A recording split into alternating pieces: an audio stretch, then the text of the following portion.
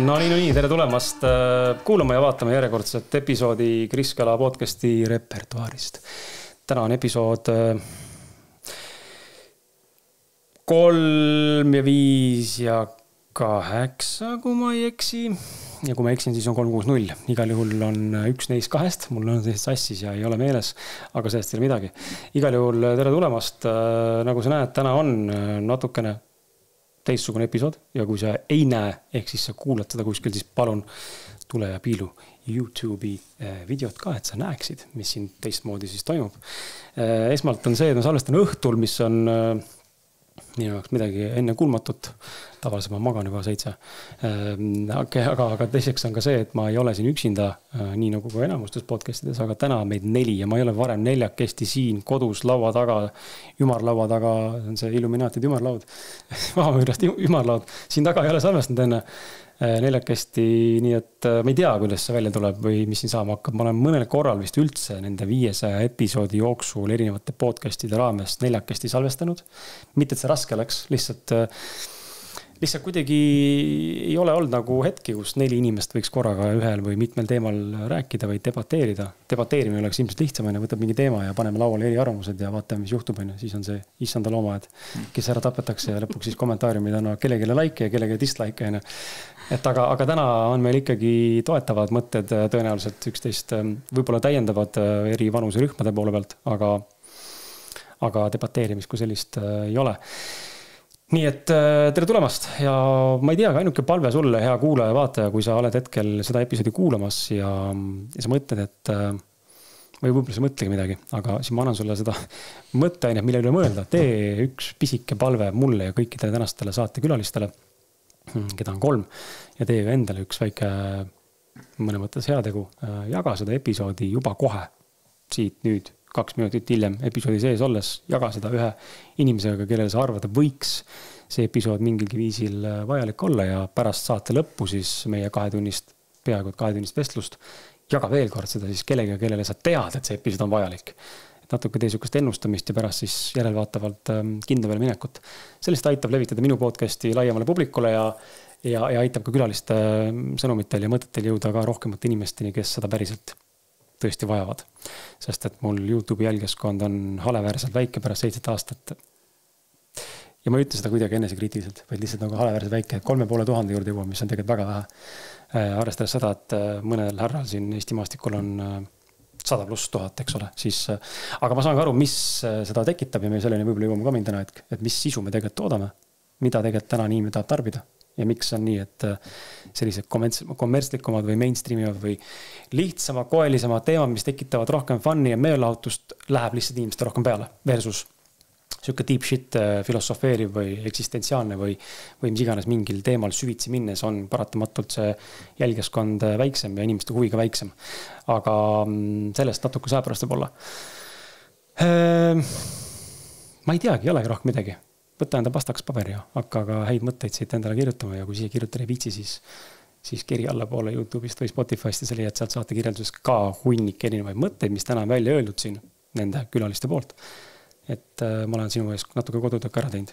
Aga tere tulemast koju, tere tulemast podcasti Gert, Katrin, Einar. Tere. Tere. Tere. Tere. Ma alles harjun. Ma ei teagi, kust nagu seda pihta hakata. Tegelikult ma võib-olla võtan ikkagi kinni sellest samast mõttest. Ma ütlesin küll, ma ei peatu sellele siin, aga peatu hiljem, aga peatus kohe. Gert, sa 19. Jaa. Katrin, kui vana sa oled küsida? Kui noor sa oled, vabandust. Ma panen tankisin kohe niimoodi, kui sul on... Mis nüüd sellest? 25 pluss. Okei, Einar. 32. Okei, ja ma olen 34. Me esindame siin 2 põhimõtteliselt erinevat vanuse segmenti ja ma mainisin sama asja, et inimestel läheb peale sisu, erinev sisu. Mis on teie mõtted selles osas, mida ma just enne ütlen selles osas, et sisu, mis on tihtipeale võib-olla või osutuda rohkem inimesi aitavamaks ja väärtuslikumaks justkui nagu pikas perspektiivis ja sügavam ulatuvalt on vähem vaadatud ja hinnatud kui siis see, mis toob kiire quick fixi ja dopamiini läbi selle ma vaatan ja tarbin seda. Ma arvan, et siin ei saa rääkida otseselt selles mõttes, et sellest, et ühtedele inimestele läheb peale üks sisu, teistele teine, aga ma arvan pigem see, et meil kõigil vahel on vaja ühesugust sisu, vahel me tahame lihtsalt naerda seda, et meel oleks lahutatud ja teinekord me vajame midagi sügavamat, on ju, need tsirkust ja leiba. Ja mina kuulan küll sellist sisu pigem, mis on see deep.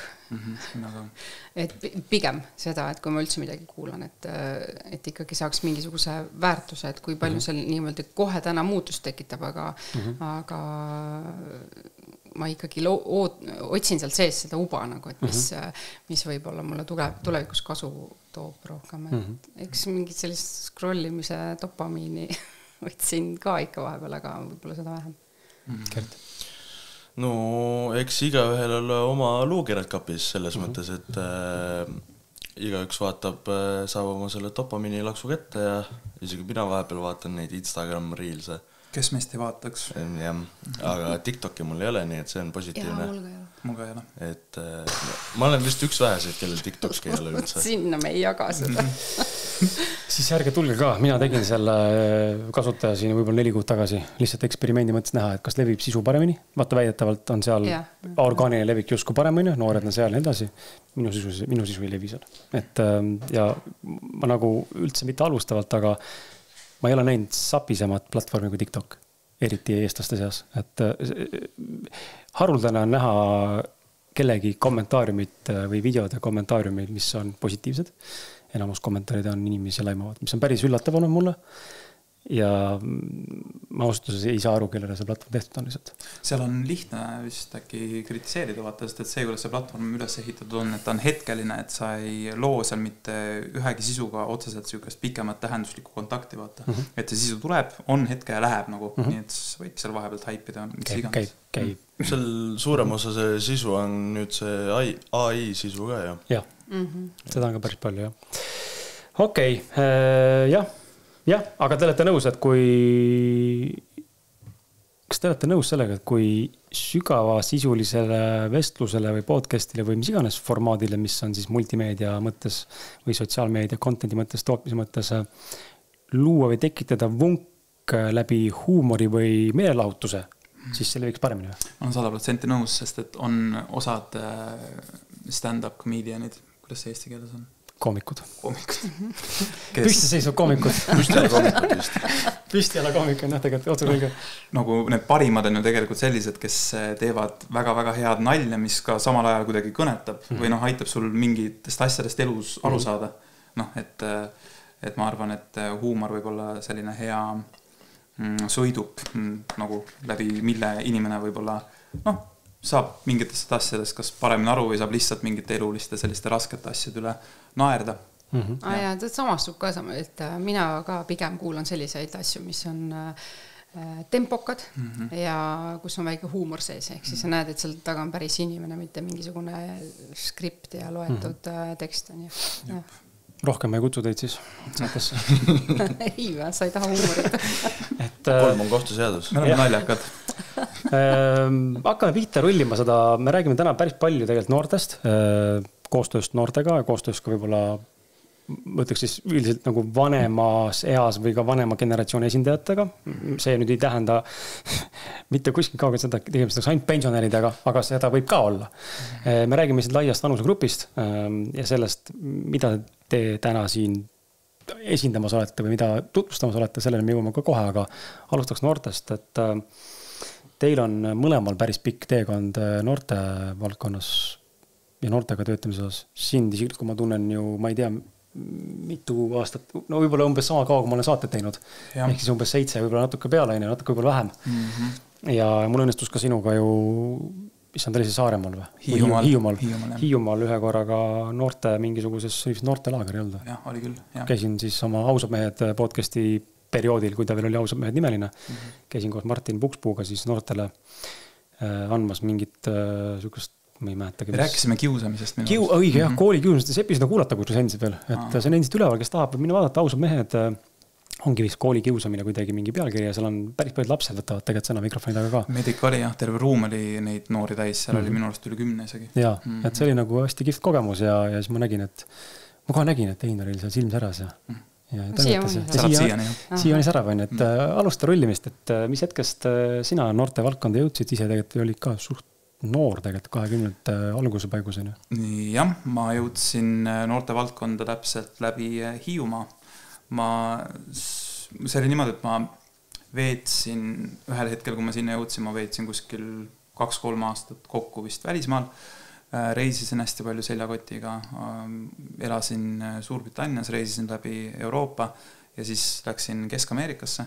Ja lõpuks, kui ma jõudsin Eestisse tagasi, ma elasin Tallinnas ja ma sain Tallinnas päris kiiresti depressiooni. Ja siis ma tahtsin kuidagi enda elu ümber kujundada ja otsustasin, et okei, ma lähen Hiiumaale ja ma jõudsin Hiiumaale läbi ühe tollase kolleegi, kellega me töötasime ühes toitlustuskohas Tallinnas ja siis tema oli Hiiumaalt pärit, ta kutsus mind suveks ühte Ungru nimelisse restorani, väga-väga hea restoran, nii et shout out to my Ungru brothers, et see on üks väga-väga lahe restoran Hiiumaal ja ta kutsus mind siis sinna suveks teenindajaks. Ja ma elasin seal metsas selles kämpas ja tegelikult tervenesingi, et see keskkond oli hästi selline looduslik ja ilus ja hoidev ja see restorani seltskond täpselt samamoodi ja see töö oli tegelikult hästi äge ja siis seal ühel päeval juhuslikult ma kuulsin, kuidas siis 2 minu kolleegi räägivad sellest, et Hiiumaal otsitakse uut noorsootöötajat ja see kuidagi jäi mulle kõrvu ja ma kohe seal samas hetkes ütlesin, et ma tahan seda tööd. Ja siis ma kandideerisin ja niimoodi ma selle töö sain ja siis ma sealt avastasin, et okei, vau, et mulle väga meeldib noortega töö tegemine ja tegelikult ennem seda mul juba oli see aimdus, et ma ilmselt tahaksin kujundada enda karjääri inimeste ümber ja see oli ka üks nendest põhjustest, miks ma siis käisin sellel pikal rännakul mööda laia maailma ja ma tahtsin näha, et kas see inimkond või et kas see maailm on siis nii-öelda nagu, et milline ta üldse on, et ennem kui ma nii-öelda lähen, ütleme, kuskile mingisugust sotsiaaltööalast kraadi saama, et ma ennem tulen sellele maailmale üleüldse niimoodi lähemale, siis see reisimiskogemus oli ka miski, mis nagu kinnitas minust seda soovi ja siis Hiiumaal, kui ma olin töötanud 1 aasta noorsootöötajana, siis ma läksin Tallinna Ülikooli õppima sotsiaalpedagoogikat ja siis ma läksin noorsootöö pealt sotsiaalpedagoogikasse ja niimoodi on see ratas vaikselt veerenud, et nüüd umbes, ma ei tea, ka circa kuskil 10 aastat hiljem äkki ikkagi selles mõttes valdkonnas. Tänane see töö on natukene teistsugune nagu mastaapsem, aga jällegi, et kõik on läinud mingis mõttes isegi ühest küljest nii, nagu ma võib-olla olen soovinud, aga teisalt ka palju-palju paremini. Ja mina tegelikult ei ole niimoodi otseselt noortega töötanud, välja arvatud 1 aasta, kui ma siis töötasin huvijuhina, aga selline noorte teema on nagu alati olnud mul sees nii-öelda otsapidi ja mul on hästi palju ise kaasanud noori, kui ma asju teen ja andnud neile sellist nii-öelda safe place to land, et mingisugust kogemusi ja selliseid ühesõnaga võimalusi osaleda ja kaasa teha.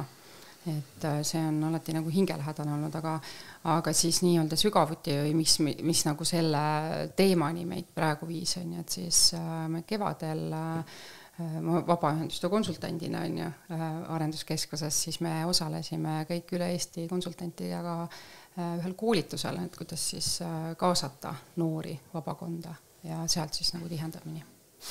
Aga teie mõlemal on pedagoogi haridus ka taust või see mõttes, et sai hüppa lambist ju, olen Hiiumaal, söön Ungru restoranis, ma ei tea, mingid fish and chips, siis mõtlen, et läheks kandideeriks sotsiaaltöötajaks või ma ei tea, noorsootöötajaks kuskil, et omamata mingit kogemust. Jah, see tõenäoliselt võib olla võimalik, et see õnnestub ja sul on tohutu loomulik pädevus, aga ma eeldan, et sul oli tegelikult mingi taust ikkagi olemas. Ei, tegelikult siis, kui ma alustasin tööd Kärdla põhikooli sotsiaalpedagoogina, siis mul tollal veel haridust isegi ei olnud, ma olin just seda omandamas. Et jah. Oli just põhikoolist tulnud? Ei, gümnaasium, mul oli täpselt, ma käisin Noorotsi gümnaasiumis, aga ikkagi, ma ei tea, mingi selline inimlikkus on minuga alati kaasas olnud ja sotsiaalpedagoog on üks selline roll koolis, kus on peamine on olla inimlik ja ma arvan, et ma alguses natukene sain sellest selle rasva pealt nii-öelda oma töö tehtud, aga õnneks samal ajal kohe tuli see hariduse omandamine ka kõrvale ja Tallinna Ülikooli sotsiaalpedagoogika õppekava tollal oli mega tugev ja see kohe tegelikult jooksvalt varustas mind kõikide teadmiste ja oskustega, et ma tegelikult ise tagasi vaadates tunnen, et ma sain enam-vähem normaalselt hakkama seal. Aga kuidas te omavahel kokku lõpuks otsapidi jõudsite, selles mõttes, et te ju ei tea üksteist ju hetkest, millal te teekond hakkas? No selline tunne on, nagu teaks ju ma kohtusin Catriniga Viljandimaa arenduskeskuses. Viljandimaa arenduskeskusesse mina jõudsin tööle eelmise aasta 1. mail tegelikult ametlikult ja Catrin oli siis määratud minu mentoriks, aga ta oli ka minu kabineti kaaslane ja roommate, jah, täpselt. Ja niisugune hea isiklik klapp oli ka ja me kohe selles mõttes kuidagi ikkagi vaikselt hakkasime mingeid asju koos tegema, et noh, et tema toetas vahel mind minu asjadega, mina natukene teda tema asjadega ja siis selline suurem koostööplatvorm ongi nüüd sündinud tegelikult sellest, ütleme siis õppeaastast, kus eelmisel kevadel me sõitsime ühelt häkatonilt tagasi Viljandisse ja siis teel autos mõtlesime, nagu me oleme tegelikult ennem korduvalt mõelnud, et ikkagi võiks teha midagi koos, et võiks teha midagi sellist, mis haarab nii tema valdkonda kui ka siis minu valdkonda. Et ehk siis kui nii vabaühendusi kui ka noori ja sealt see idee hakkas kerkima, et okei, aga teeme siis sellise noorte ja kogukondade häkatoni, et neid häkatone on Eestis tehtud igasuguseid. Algselt ta sai ju see sõna häkaton tuleb siis 2 sõnast häkk, ehk siis põhimõtteliselt lahendama ja maraton on ju, et on niisugune pikaaegne lahendusprotsess. Algselt loodi häkatonidel mingid IT-lahendusi ja siis mingi hetk tekkisid sotsiaalsed häkatonid, kus hakati leidma nagu sotsiaalseid lahendusi ja siis läbi nii-öelda nagu selle projekti, kus ma töötan Lõuna-Eesti ettevõtlikud noored, et selles projektis me teeme mitmeid erinevaid häkatone, nagu näiteks ideelaborid ja nii edasi. Ja siis Catriniga me tulime ühest sellest ja mõtlesime, et minu suur unistus oli lihtsalt kunagi Viljandimaal korraldatud üks häkaton. Nagu ma olin olnud mentoriks mitmetel häkatonidel ja seal ka täpselt samamoodi ja seal Põlvas olin ju mentoriks Einari noorte häkatonil siis. Aga siis jah, tagasi teel siis oli nagu Einar, miks mul ei ole oma häkatoni? et siis oli just mul lõppenud see koolitusprotsess ja siis ja ma ütlesin ka, et mul ei ole nagu eelarves raha selle jaoks, et teha mingisugust sellist asja, et mul on raha, teeme. Ja siis me hakkasime sealt ketrama ja siis kõigepealt oligi, et teeme siis noortele midagi, aga siis mõtlesin, et ei, et ma tahan nagu ikka enda valdkonnaga sisse tuua ja siis see tegelikult sündiski seal käänuliste teede peal. Enne kui selle idee juurde läheme, kohe sinna ei söösta sisse. On ju? Ma tean, te tahate väga sellest rääkida, kohe lähe. Kert, ma tahan sinult küsida, et sa oled 19. Olen. Tutvusid nende 2 inimesega, ma saan aru, et tegelikult üsna hiljuti, on ju, läbi selle esimese üritus, mille nad korraldasid? Einariga kohtusin ma eelmise aasta augusti lõpp ja Catrini vist esimest korda, kui ma ei eksi. Niimoodi kohe või? Häkatonil said ju? Jah. Ma ei märganud. Ei märganud. Ju siis olin hoos. See on täiesti normaalne, sest et elukaaslane, keda nägite kõik esimesel kohtumisel 13 aastat tagasi, mina ei mäletanud. Me tutvustati, okei, tore, tšau. Ja siis 6 kuud või 4 kuud hiljem suvalisel üritusel astub ruumis sisse ja mina olen, holy shit, see on minu inimene. Teadmata, kes ta on ja teadmata ega mäletamata me tegelikult olime kohtunud. Ehk see on normaalne, kui mõnda inimest alguses ei mäleta, ju siis nii on lihtsalt. Aga kas sa oled ise nagu noorena, see mõttes, sa oled ka veel täna noor, aga sa oled olnud aktivist või aktiivne see mõttes mingite projektide poolt või oled otsinud mingid organisatsioone, kus nagu panustada või teha midagi või? Otseselt projektide poolt ei ole ega organisatsioonide poolt, aga kohalikus õhkkonnas olen küll aktiivne olnud, et viimased 3-4 aastat olen just aktiivne. Kooli õpilasesindus ka? Ei. Huvitav. On aeg võib-olla. mina mäletan oma noorspõlvest, et mulle ka noortega, mulle meeldis tolla ka see kontseptsioon, et kuidagi koos oma inimestega teha ja ma arvan, et see noorte puhul hästi oluline ka, et ongi see sotsiaalne ühtekuuluvustunne ka ja tegelikult täiskasvanud inimesed vanemas ees samamoodi, tegelikult me tahame kuuluda kuskil ühel või teisel viisil. Ma mäletan, ma olin ka hästi aktiivne just nagu õpilasesinduses koolis. Küll esinduse president, asepresident, mingi sporditoimkonna juht on ja tegid ajalehte, ma ei tea, koolilehte, kooliraadiot. Jah, see huvi on alati olemas olnud. Väga paljud noored, nagu näiteks Kert on minu arust hea näide sellest, et kes võib-olla koolis, ma mõtlen äkki põhikoolis, gümnaasiumis võib-olla nagu nii aktiivne, äkki vaata tundide väliselt ei ole, aga et just kooliväliselt see aktiivsus, et see on üks selline hästi hinnatud tegelikult hästi-hästi oluline ja. Tihtipeale see tulebki taas esimesena, see kooli seesmine panustamine on suhteliselt vähestel, väike ring, enamikel on väljapool kooli tahavad olla aktiivsemad, olgu nad läbi ettevõtluse ja mingi muude programmide. Jah, täiesti erinevad keskkonnad ka, et just läbi selle, just läbi siukse mitteformaalse keskkonna on tihtipeale see, kus väga paljud noored leiavad tegelikult oma selle... See on lihtsalt ennast avada, ma kujutan ette, või avaneda, et see formaat on palju nagu vastu võetama võib-olla ja mitte nii raamis. Just, täpselt. Mitte et raam oleks halvene, aga mõnel ei sobi. Jah, muidugi, täpselt, jah. Te tõite nagu näite, et te olete võtnud selle Hackatoni algse idee, mis on justkui nagu iduettevõtete alustamise mõtete rajatud oma ideoloogiline see maratoni brainstorm, siis ega seda ju, see on üli eluterve, me täna liigume ja mõne mõttes kasvame, areneme loomingulises mõttes selles kohta, et me võtame mingi mudeli, mis on tegelikult loodud ühe asja jaoks, aga me teeme seda nüüd teise asja jaoks. Ma hiljuti avastasin enda jaoks, et kõik teame kinnisvaramaaklerid, kõik koguvad endale portfeli korterid ja maju ridakaid ja siis nad tegelikult ju ei oma ühtegi neist, väga vähesed maaklerid omavad mõnda päriselt, enamus lihtsalt on vahendajad. Ehk siis kliendi maju ja kodus ja varasid nad vahendavad ja sealt teenivad siis vahendtasu. Alles hiljuti selle aasta alguses ma avastasin, et täna on ka automüügiettevõtted, suurfirmad. Me ei räägi nüüd esinduskauplustest, vaid nagu kes müüvad väga palju erinevaid mudeleid. Üks neist näiteks on Ferrati, kelle juures ma õnnestus ka paar kuud töötada, siis seal ma nägin, et nemad olid automaaklerid, ehk nad ei omanud ühtegi autot. Neil oli 150 autot enda portfellis, aga kõik on klientide autod. Nad esindasid kliendi autot Auto24 kaudu või mingi muude platvormide kaudu, tegid kõik asjad kliendi eest ära. Ja siis, kui auto läks müüki, siis ettevõtte sai vahendustasu selle auto müügi pealt. Ehk siis nad ei omanud auto portfelli, aga väga suur äri oli tegelikult. Ja seda mudelit saab kasutada väga mitmel tegelikult üldse nagu selles valdkonnas, et üks päev siin küsisin ChatGPT-d huvi pärast, kirjeldasin seda mudelit enne, see on mulle nagu out of the box ideid lihtsalt. Et kus saaks veel seda kasutada? Ja tuli üks hunnik geniaalset ideid tuli, aga üks, mis silma oli näiteks digitoodete müümise platvorm. Sa ei oma ühtegi digitoodet, aga sul on platvormi, inimesed saab müüa oma kursusid, oma koolitusi, oma muusikat, oma videosi, oma filme, dokumentaale. Sa oled vahendaja, sa viid kokku huvilise, kes tahab seda osta tarbida koolitust või videot. Ja sina lihtsalt võtad vahelt, sest sa manageerid platvormi ennast. Jälle, sa ei pea omama toodet ega teenust, vaid sa saad olla vahendaja. See on nii kihvt tegelikult võimalus. No Amazon on sama asi põhimõtteliselt eBay, sa ei oma toodet, vaid sa teed digital nii-öelda müüki. Sellise platvormi vist on ka nagu just hariduslike. Udemy tuleb meelde mulle näiteks. Ja Udemy on ka, jah. Mindvalley on üks tuntumad, aga Udemy võib-olla on nagu ka selles suunas. Mindvalley on hästi piiratud just nagu võib-olla hästi konkreetne, Udemy on hästi lai. Ma ei tea, kas te teate, kunagi oli siuke me olime noored siis, me olime sinuga suht vanused, me olime nooremad sinuga, see oli, ma arvan, et üks võis olla meie gümnaasiumi lõpuaasta, oli siuke organisatsioon nagu Sina, suured ideed noorte algatusel. See üle-eestiline väga suur projekt, mis tehti siis ka sellisel viisil, et tuldi kokku, 3, 4, 5 päeva rammiti täiega ideid, hullult palju noori, mingi 100 inimest, mentorid koos, värgid koos ja lõpuks siis valiti välja paar ideed, mis tehti valmis ja need rahastati ära mindi kohe ettevõtlusesse. Ja ma mäletan sealt mul endal isiklikult noorena tekkis see huvi, et vau. Sest ma olin üks liige, mitte mentorina, aga just nagu sellele mul oli üks idee ja läksin kaasa ja hakkasime ehitama ja tegema ja jumala äge nagu see mõttes, et minu arust jumala kihvt, et noortele pakutakse üks võimalusi. Kas sa arvad, et see kogemus on ka olnud kuidagi nagu mõjutanud sind, et sa... Oota, mina küsin küsimusi. Ma tahaks teada, sest et huvitavaks teada.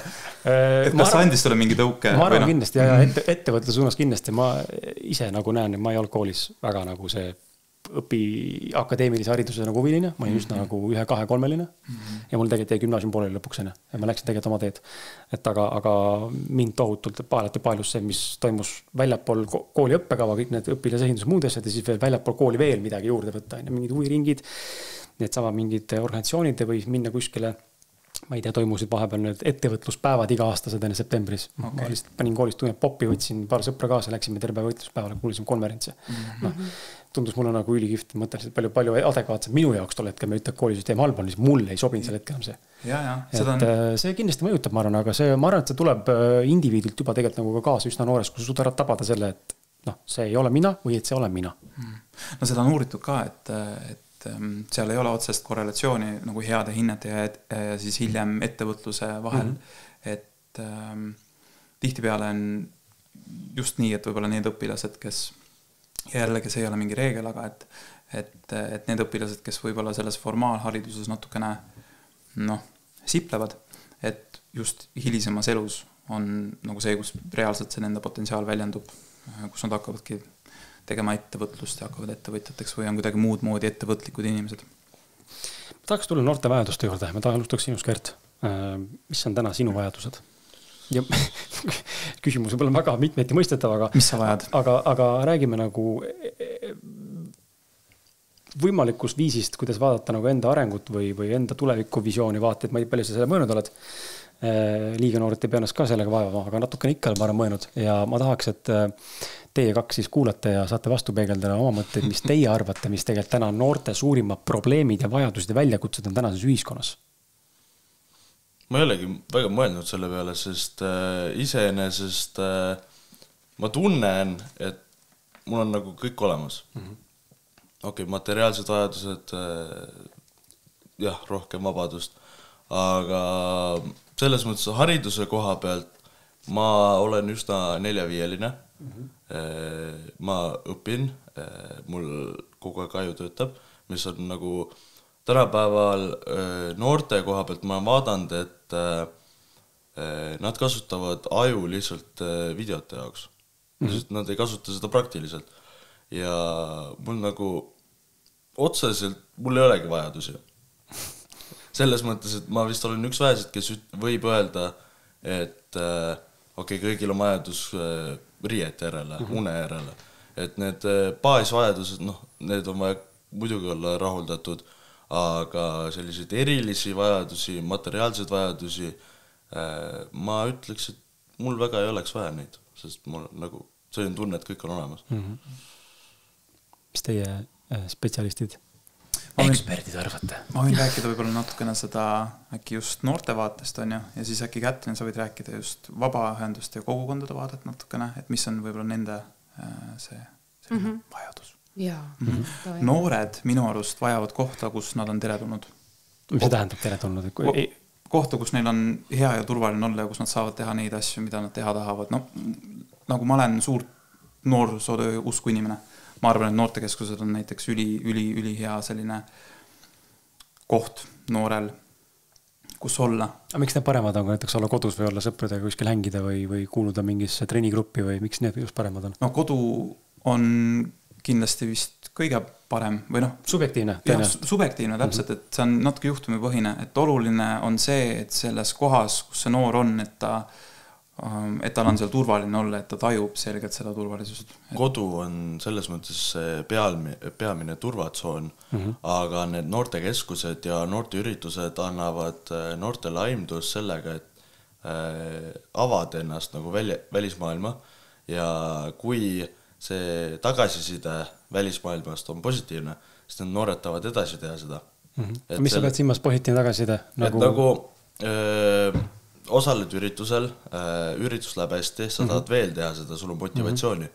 Aga kui sa viid läbi üritust ja üritus põhimõtteliselt failib, siis väga motivatsiooni ei ole rohkem teha üritust, et nagu noortega seotud tegevused, mida mina olen tähele pannud, on see, et mida aktiivsem, mida huvitavam, mida mitmekülgsem, mis sulle meeldib teha, seda sa just tahadki teha. Et nagu mida rohkem sa tahad kaasata inimesi, sa tahad paljude erinevate inimestega teha seda. Näiteks me viime läbi üritusi iga suvi ja ma saan suhelda erinevate inimestega, soomlastega. See aasta oli isegi slovakid ja tšehhid, et nagu noorte omavaheline suhtlus, mis on sellise positiivse vaatega või optimistliku vaatega, see annab palju rohkem motivatsiooni juurde ja see on nagu turvalisem ka. Selle ma sealt vabaühenduste poole pealt võtaks kokku kui eneseteostuse vajadus.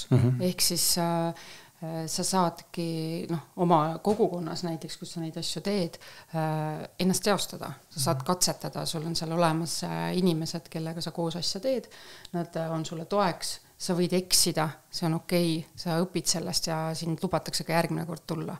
Et see eneseteostus, jah. See on nagu tasuta see on nagu tasuta arvutimängu mängimine, kus midagi halba juhtuda ei saa. Jah, umbes nii. et katsu läbi ja kui on pahasti, siis teeme järgmisel korral uuesti, ehk siis sa ei ole selles olukorras üksinda. Sul on olemas see seljatagune, et kes sind aitab ja annab nõu, et mis võib-olla või oskab võib-olla sõnadesse panna selle, mis valesti läks. Jah, ma alustasin siuksest, selles mõttes sellest baasvajadusest, et kõigepealt see noor vajab nii-öelda nagu turvalist kohta, kus olla, aga tegelikult ka turvalist kohta, kus siis nii-öelda ennast teostada. Ja sellist, minu arust noor vajab ka tähenduslikku kontakti enda eluga tegelikult, et tähendus on miski, mis meid varustab, selles mõttes, et ta nagu tugevdab meid elu võib olla päris keerukas. Ta nagu ikkagi vahel viskab meid vasakule ja paremale, aga et kui sul on mingi selline nii-öelda tähenduslik sisu, kui sul on need inimesed ja need kohad, need asjad, mida sa teed, mis nagu kuidagi loovad selle väärtust ja samal ajal pakuvad sulle ja teistele tähendust, et siis see on mingi selline asi, mis sind tugevdab sellise elu, erinevate eluraputuste suhtes. See erinevad eluraputus, ma võtan kinni sinu sellest Einar viimasest lausest ja Gert sinu sellest failimise näitest. Et kui sa korraldad ürituse või teed mingi projekti, mis failib, mis iganes hinnangul sa seda hindad või mis parameetrit algul sa hindad, et ebaõnnestunud on, tegelikult ebaõnnestunud või õnnestunud on väga subjektiivne jälle, kuidas me mida vaatame või näha tahame. Aga räägime sellest näites praegu, et me nimetame täna siis ebaõnnestunud ürituseks või ebaõnnestunud kogemuseks, siis see võib vaimsele tervisele päris tugevalt mõjuda ja mida ma ise nagu näen ja ma ei ütle, et sinul see on, aga ma kujutan, et paljud noortele ja tegelikult palju ka täiskasvanud inimestel ka, aga mul enda samamoodi. Teinekord see failimine, mis võib olla tegelikult täiesti nagu siuke tühi asi, proovi uuesti, pole hullu, läheb paremini, äkki sihtgrupp oli vale, äkki oli vale meetokulus turundada, äkki oli vale aeg üldse ühiskonnas täna seda teha või maailmapildis selle ajajoonel nii-öelda, aga see võib mõjuda nagu nii rängalt, et inimene jätabki pooleli ja rohkem ei püüa. Aga mulle tundub tegelikult, et seda aitab, noortel aitaks võib-olla sellest hirmust või sellest ebameeldivast kogemusest emotsionaalselt ja vaimselt paremini üle saada siis, kui ta saaks aru, mis asi on distsipliin ja mis asi on järjepidevus. Sa ei saa teha kõik asju tõenäoliselt terve elu niimoodi, et kõik asjad õnnestuvad. Ma arvan, et sa oled kogenud oma elus, et vahel on nii, et läheb niimoodi, et all green on ja teinekord on lihtsalt all red. Ja mingi hetk see pöördub lihtsalt ühel või teises suunas. Mis teie nagu selles osas arvate, et kui palju see üldse sellised ebaõnnestumised või õnnestumised noorte vaimse tervise täna mõjuvad ja kuidas võib-olla noor, aga võib-olla ka täitsa täiskasvanud inimene täna võiks vaadata seda olukorda selliselt, et okei, äkki ei olegi nii hull või et sitasti läks, aga saab uuesti proovida.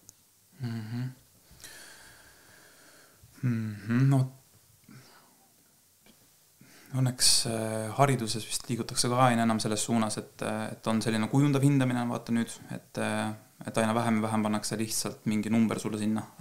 Ehk siis see hinne on kuidagi nii-öelda nagu, ta motiveerib, ta on sisukas, seal on mingi selline nii-öelda kirjeldus juures, sest et juba haridussüsteem tegelikult ka minu arust oma uuendustega suunab noori pigem võtma mingeid läbikukkumisi kui lihtsalt õppimiskohti. Ja see on peegeldava nagu funktsiooniga rohkem on ju. Jah, täpselt.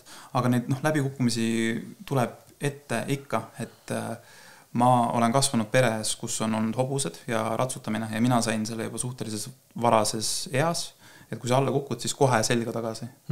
Ratsutades on see, et kui sa kukud hobus sellest alla, siis tavaliselt treener ei lase sul nüüd tänaseks ära lõpetada, vaid ta sunnib su kohe selga tagasi, sest muidu hiljem on hirm ja nagu sellises motivatsioon psühholoogilises perspektiivis on ka nii, et iga kord, kui me seisame inimestena, oleme me siis noored või täiskasvanud, kui me seisame silmitsi mingite selliste asjadega, mida me natuke kardame ja kui me ikkagi kas läheme sinna kohta või teeme selle esituse või töötame selle projekti kallal, mis siis, et see on hirmus, siis iga kord, kui me diilime millegagi, mille suhtes meil on hirm, siis me õpetame ise endale, et meie oleme suuremad kui see hirm.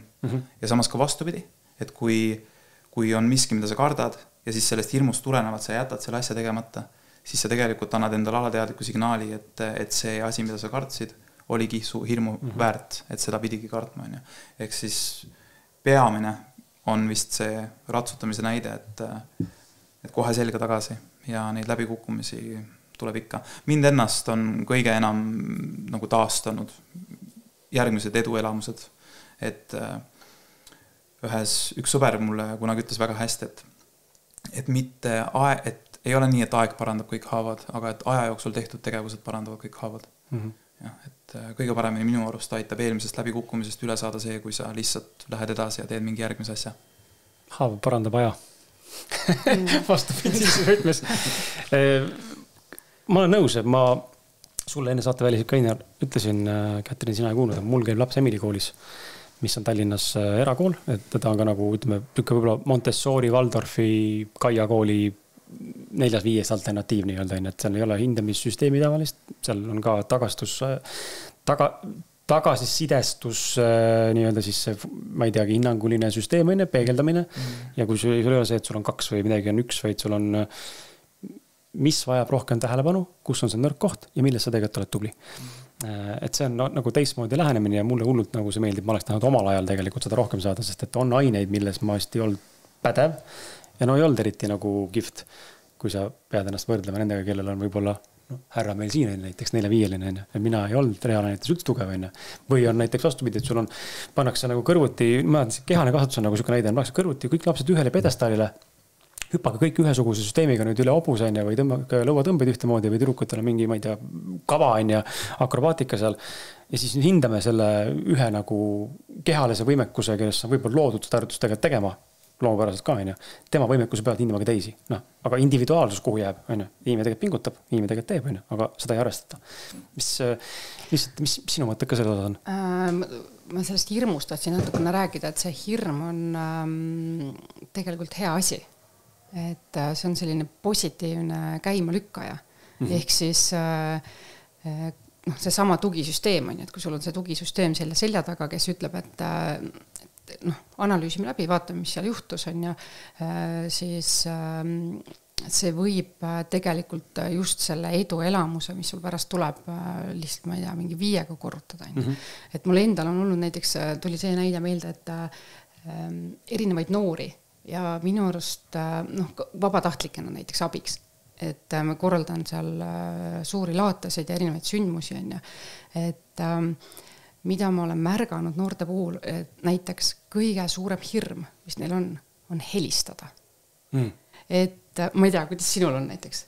Kas sa julged helistada võõrale inimesele? Ma tean täiskasvanuid, kes ei julge. Ja näiteks sellel samal kevadel mul oli 2 inimest, kes aitasid siis teha mulle korraldada laata ja ühel nendest ta oli tudeng, ta ütles, et ma lihtsalt ma ei suuda helistada inimesele. Et ma, nagu, ja veel seda enam, et see läbikukkumine tunduski tema jaoks see, et ta helistab ja inimene ütleb talle ei näiteks. Ta pidi kutsuma näiteks, et meister tule laadal on ja kui ta sai selle ei, siis ta läks 3 nädalat aega, et ta julges uue kõne teha hoopis teisele inimesele.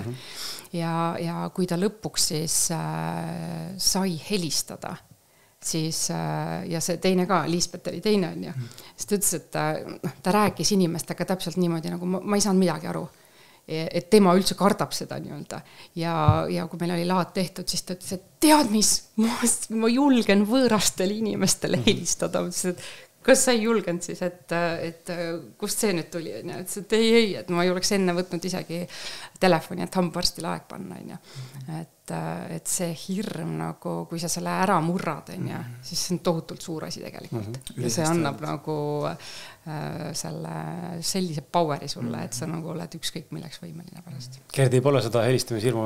Ei. Kui ma tean, mis teemal vestlus on ja kui ma tean, et see inimene oskab sellel teemal vestelda, siis muidugi ma helistan. Jah, aga see on meil läbivalt olnud. Ja ma täitsa saan aru, sest ülalkorrusel istub mul üks täiskasvanud inimene, kes ei taha helistada. Ja ma saan täitsa aru tast, ma nagu mõistan seda, selles ma püüan mõista ja minul ei ole seda probleemi, aga ma sain kogeda seda nüüd, kui ma siin selle aasta alguses siis neid autosid müüsin. Minu päev koosnes külmadest kõnedest auto 24 alusel. Vaatan ilus auto, vastab parameetritele, helistan. Mul ei ole probleemi suhelda inimestega niimoodi, aga rääkida teemal, mida ma ei valda, mille mul huvi tegelikult puudub, autod, täisvõhik, ja rääkida selgelt niimoodi, et vastas on inimene, kes teab must 100 korda rohkem autodest kui mina, aga ma räägin niimoodi, et ta jääb mulje, et ma tean ka, mida ma räägin. Ja siis võõrad inimesed, et see rejection, vastu ära ütlemine, tegelikult on nagu ebameeldiv, tekitas minus ka pahatunnet. Ja oli ju hetki, kus ma tundsin, et ma ei taha helistada. Ma ei taha lihtsalt helistada, et mul on nii suur vastik tunne, aga üle aitas minna sellest see, mis teelisin. Sest mida rohkem sa harjutad, rohkem lihtsamaks läks. Ma arvan iga asjaga, et kõik, mis on ebamugav ja võib-olla nagu raske ja võõras, mida rohkem seda tehes, seda lihtsamaks see tõenäoliselt läheb. Jah, ma usun, et on asju, mis võib-olla ei lähegi lihtsamaks, et on lihtsalt nii vastuvõetamatu sulle. No, siis kas proovi midagi uut lihtsalt. Proovi midagi muud ja leia see muu suund, et sa ei pea neid telefonikõnede sinna nüüd sisse suruma. Et aga üldiselt on jah niimoodi, mida rohkem sa teed, seda lihtsamaks see läheb. Sest varem, see on tõenäosus mäng, varem või hiljem tuleb sulle siis telefoni rääkides tuleb see positiivne kogemus sealt. 10 ei ja 1 jah. Ja siis 1 jah on see mingi, oh jess, okei. Proovime veel, äkki veel 1 jah. Siis tuleb veel neid veel ja lõpuks on see, et 1 ei on nagu suva, 10 ei on ka suva juba. Et ma arvan, et see on lihtsalt repetition, korduste hetk. Ja tasub teha kindlasti neid asju, mida me kõik teame, et me tegema peaksime. Et üks asi, mida ma olen näinud kõrvalt ja mida ma olen ise kogenud ka, on see, et kui mingid asjad jäävad tegemata, siis nad ongi, ütleme, et ma kardan midagi teha ja siis ma väldin, tekib see vältiv käitumine ja siis mul on justkui nagu selline illusioon, et ma nüüd hetkeks siis puhkan nendest asjadest, aga tegelikult need on kuskil kuklas ikkagi kogu aeg. Ja nüüd, mul oli just tegelikult hiljuti selline periood, kus mul oli mega palju asju teha ja ma ei jõudnud kõiki asju tehtud. Ja siis vahel õhtuti, kui ma justkui nagu nii-öelda puhkasin, ega ma tegelikult ei puhanud ja praegu on asjad kõik väga hästi joone peal ja täna ma olin enda maakodus. Ja tegin tänased mingid asjad ära ja läksin korraks tooli istuma ja siis ma tundsin, et ma päriselt nüüd puhkan. Ehk siis, kui meil mingid asjad jäävad tegemata, siis tegelikult nad jäävad ikkagi kuskile see kukla taha, nagu, et kogu aeg ennast tuletab sulle meelde, aga et kui sa teed need asjad ära, siis ühest küljest sa muudad end julgemaks, sest et sa seisad silmitsi nende asjadega, mida sa kardad, aga teisalt sa muudad end ka kergemaks. Ja, vähemalt vaimses mõttes. Tuleme selle loori taha nüüd siis, mida me siin oleme 50 minutit varsti juba sillutanud ja silunud ja vahutanud. Mis te teete? Hakkame pihta sellest ideest, mida te teete, mis teid 3 tegelikult kokku tõi. Hakkage kuskil pihta, räägime, kust see idee alguse, millega te üldse tegelete? Äkki kõigepealt tutvustame enda rolli ja kus me töötame, on ju? Tohi. Ma alustan. Kohe näha. Mina olen Viljandimaa noorte ettevõtlikkuse koordinaator ja sellise Lõuna-Eesti regionaalse projekti nagu Lõuna-Eesti ettevõtlikud noored projektijuht Viljandimaal ja töötan Viljandimaa arenduskeskuses ja ja siis mina töötan ka Viljandimaa arenduskeskuses ja olen vabaühenduste konsultant seal. Mis see vabaühendus? Vabaühendus on siis MTÜ-d, sihtasutused, kogukonnad, ehk siis kõik inimesed, kes teevad midagi oma algatuslikult. Siis sõltumata äri või mitte äri suurusest või selle tegevus suurusest? Ja, et kui tuleb inimesele idee, et võiks midagi kogukondlikult korda saata, siis ta võib vabalt sammud minu poole seada ja siis koos minuga mõelda, et mida teha, kus kohas selle jaoks raha saada, kas oma tulu teenida, kas MTÜ-d luua, kas veel kedagi juurde haarata, ehk siis arenduskeskuses on meil tegelikult veel palju spetsialiste, keda me saame punti võtta ja siis aidata inimesed suure sammuga edasi. Ja kogu see tugi on tasuta. Ja see aeg vist on ju ka vabaühendustel ammu läbi, kus tegelikult MTÜ-del, kus enam tulu ei teenita. Ja see on üks selline vana viis MTÜ-sid tõlgendada, et see koht on see, kus tulu ei teenita, ehk siis nagu väga tugevalt liigub nüüd sinna poole, et pigem ikkagi oma tulu peab olema selle jaoks, et jätkusuutlik olla. Et selline projektipõhi on nagu... Vanasti vist tulu võis olla ja tulu kulub peavad nullis olema, äri kasumit tohtnud olla. Ei ole nii. See ei olnud vanasti ka nii tegelikult. Okay. Ja, et sul võib nagu tulu tekkida ja peakski tekkima, see on täiesti normaalne olukord, lihtsalt kui sul on osaühing, sa saad seda dividendidena välja maksta, aga MTÜ-st ei saa. Jääb sul nagu sinna tula. Ei ole niimoodi, et aastavahetuseks pead kõik raha ära raiskama ja siis nullist alustama, ei ole nii. Siuke mulje ei vanasti, et MTÜ-s ongi. Ei ole. Et see võib-olla tuleb sellest mittetulundusühing sellest. Ja tegin 1 miljon käivet, nüüd ma pean kiiresti 2 nädaga võtma, siis ma selle kulud näitan ära. Kus ma nüüd kõik selle raiskan? Ei ole niimoodi. Ja.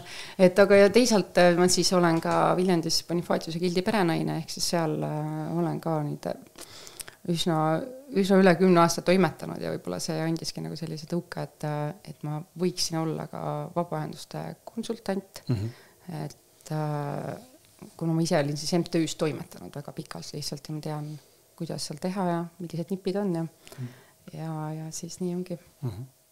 Aga mis te teete?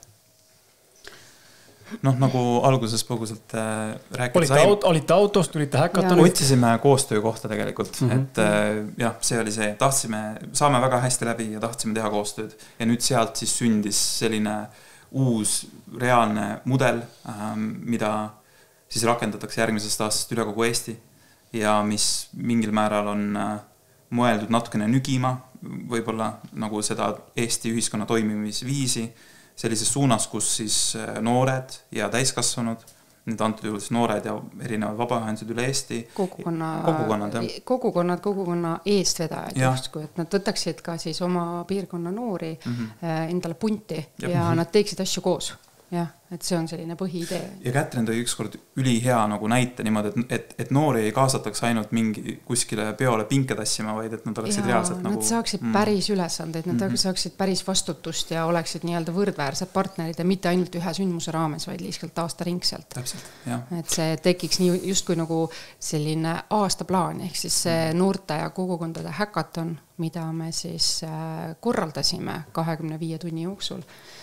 Seal siis kohtusidki Viljandimaa ja Jõgevamaa kogukonnad ja nende samade kogukondade noored. Ehk siis meie mõte oli kutsuda sinna mitte niimoodi, et sa tuled oma lapsega, kuigi lapsi oli seal ka ja see on ka okei.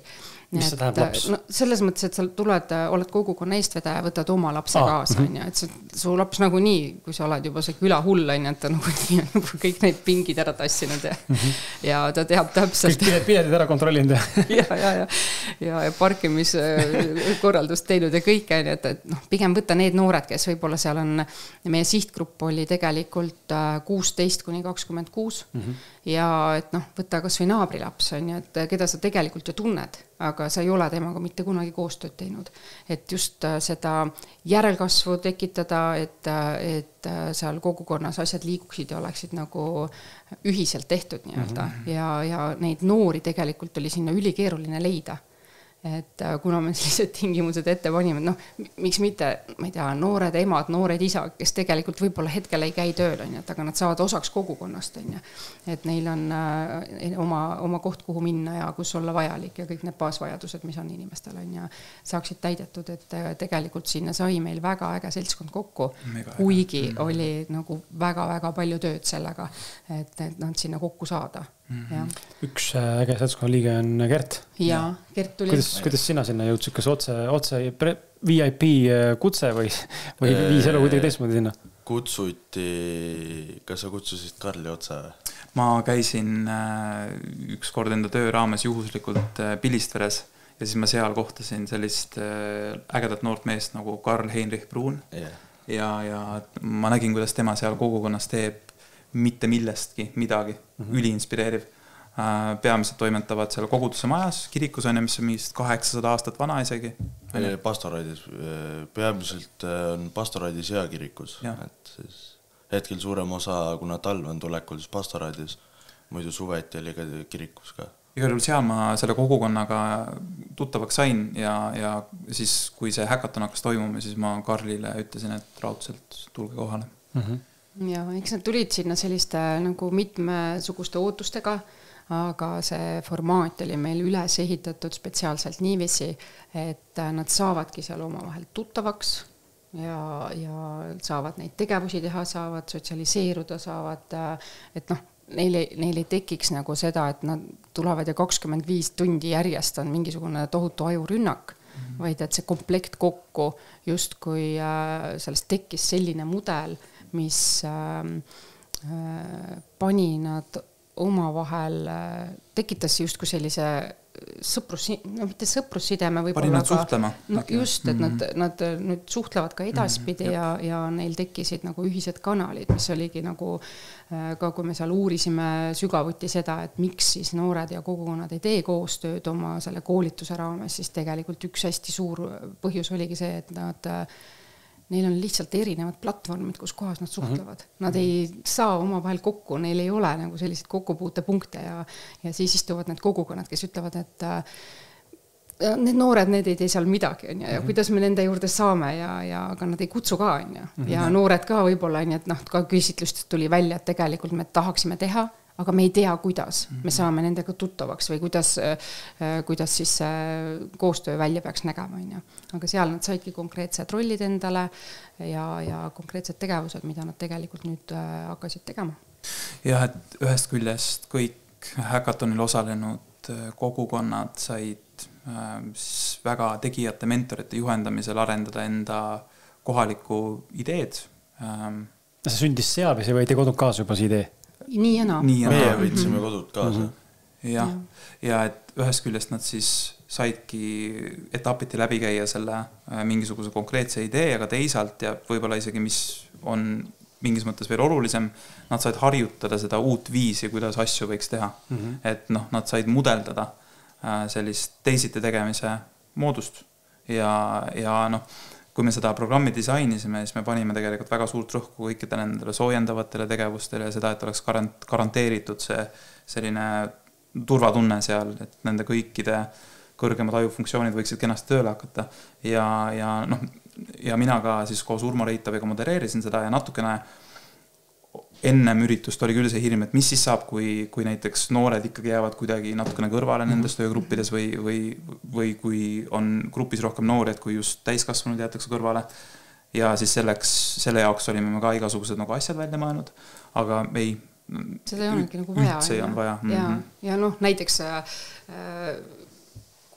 mida teha sellisel juhul, et kogu see mentorite seltskond ja meie ise ka olime ette valmistunud näiteks selleks, et kui juhtubki see olukord, et istuvad laua taga kogukond ja noored, et mida teha siis, kui näiteks kogukonna eestvedajad hakkavad, me pole mitte kunagi seda teinud. Ei, me seda ei proovi, nii me ei saa teha, on ja ehk võib-olla ei anna ka sõna näiteks noortele üldse, et nad kõik saaksid sõna ja kõik oleksid nii-öelda võrdsed sellel hetkel seal, kui nad seda oma asja teevad. Aga see juhtus hästi loomulikult. Selline see oligi, see õitses, see oli mega lahe. Ja see oli ülihea kogemus. Ja ongi nagu, et Kätrini nii-öelda, et mis oli see nii-öelda see, võib-olla võib nimetada selle valuks selle ürituse korraldamisel, ehk siis Kätrini poolt võib-olla siis see, et vabaühendustel ja kogukondadel, et neil ei ole väga palju juurdekasvu, on ju. Ja siis mina nagu noortevaates oli see, et noortel on suhteliselt väikene sidusus enda kodukohaga ja me tegelikult lahendasime 2 kärbest 1 hooviga. Et kogukondadel juurdekasvu ja noored kogukonda sisse. Sest et nagu ma ennem rääkisin ka, see sidusus tegelikult on üks peamisi asju. Ja noored ka sihtgrupina, ehk siis ka nagu üks asi, mis välja tuli, oli väga selgelt see, et seal kogukonnas küll tehakse asju, aga noored ei tunne nagu ennast puudutatuna. Nad ei lähe näiteks kohale, nad ei ole nagu, neid ei kõneta see. Ja tegelikult eestvedajad tihtipeale ei tea, mis neid kõnetab. On ja. Et kui neil on noored pundis, siis tegelikult on võimalik ju küsida. On ja. Mis teid huvitab, mis teid kodust välja toob, on ja mis tekitab selle olukorra, et sa võtad sõbraga kaasa. Ehk siis me nagu loodame nüüd, et need noored, kes seal olid, oskavad ka nüüd anda edasi seda, mis toimus oma eakaaslastele, sõpradele, vanematele, noorematele, nii et ka tuleb sinna nii-öelda eestvedajate punti veel neid noori juurde, mitte ainult see 3+3, et 3 oli meil praegu kogukonnast ja 3 oli siis noorte hulgast, nii aga et see seltskond laieneks veelgi. See viibki mind selles mõttes järgmise küsimuseni ja alustus Gert sinust. Küsimus on sama, lihtsalt jälle 2 erinevat perspektiivi, et sina kui noor täna, mis keelt peab sinuga rääkima?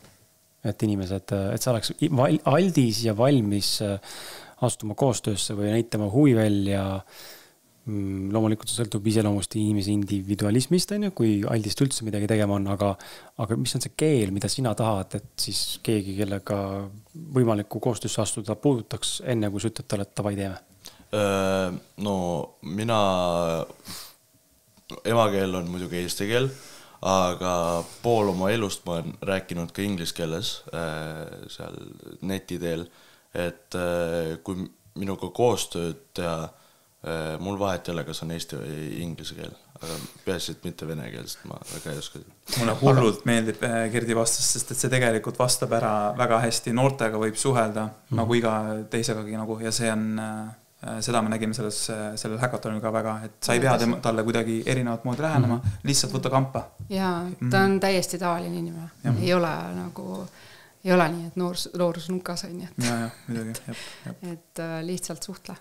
Leia see kanal, mida mööda minna ja võtta nööbist kinni või kirjuta Facebooki. Aga kui me räägime väärtuspõhisest lähenemist, näiteks, et ma toon sulle mustvalgelt, me räägime ainult nüüd sellest füüsilisest keelest, mille poole millega sinuga suheldakse, vaid need väärtused või võtmesõnad, mis panevad sind koostööd tegema, ma ei tea, kas sa tahad ise, et sul oleks arenguruumi, kas sa tahad, et sa saaksid raha, kas sa tahad, et sul oleks mingi tulevikuvaade potentsiaalset projekti juhtida või kuuluda kuskile, kas sa tahad, et saaks tunnustust mingi diplomi või mingi autasu või mingisuguse, mis on see veel, mis sind tegelikult paneb selle drive'i nagu tööle, mida sa noorena tegelikult otsid?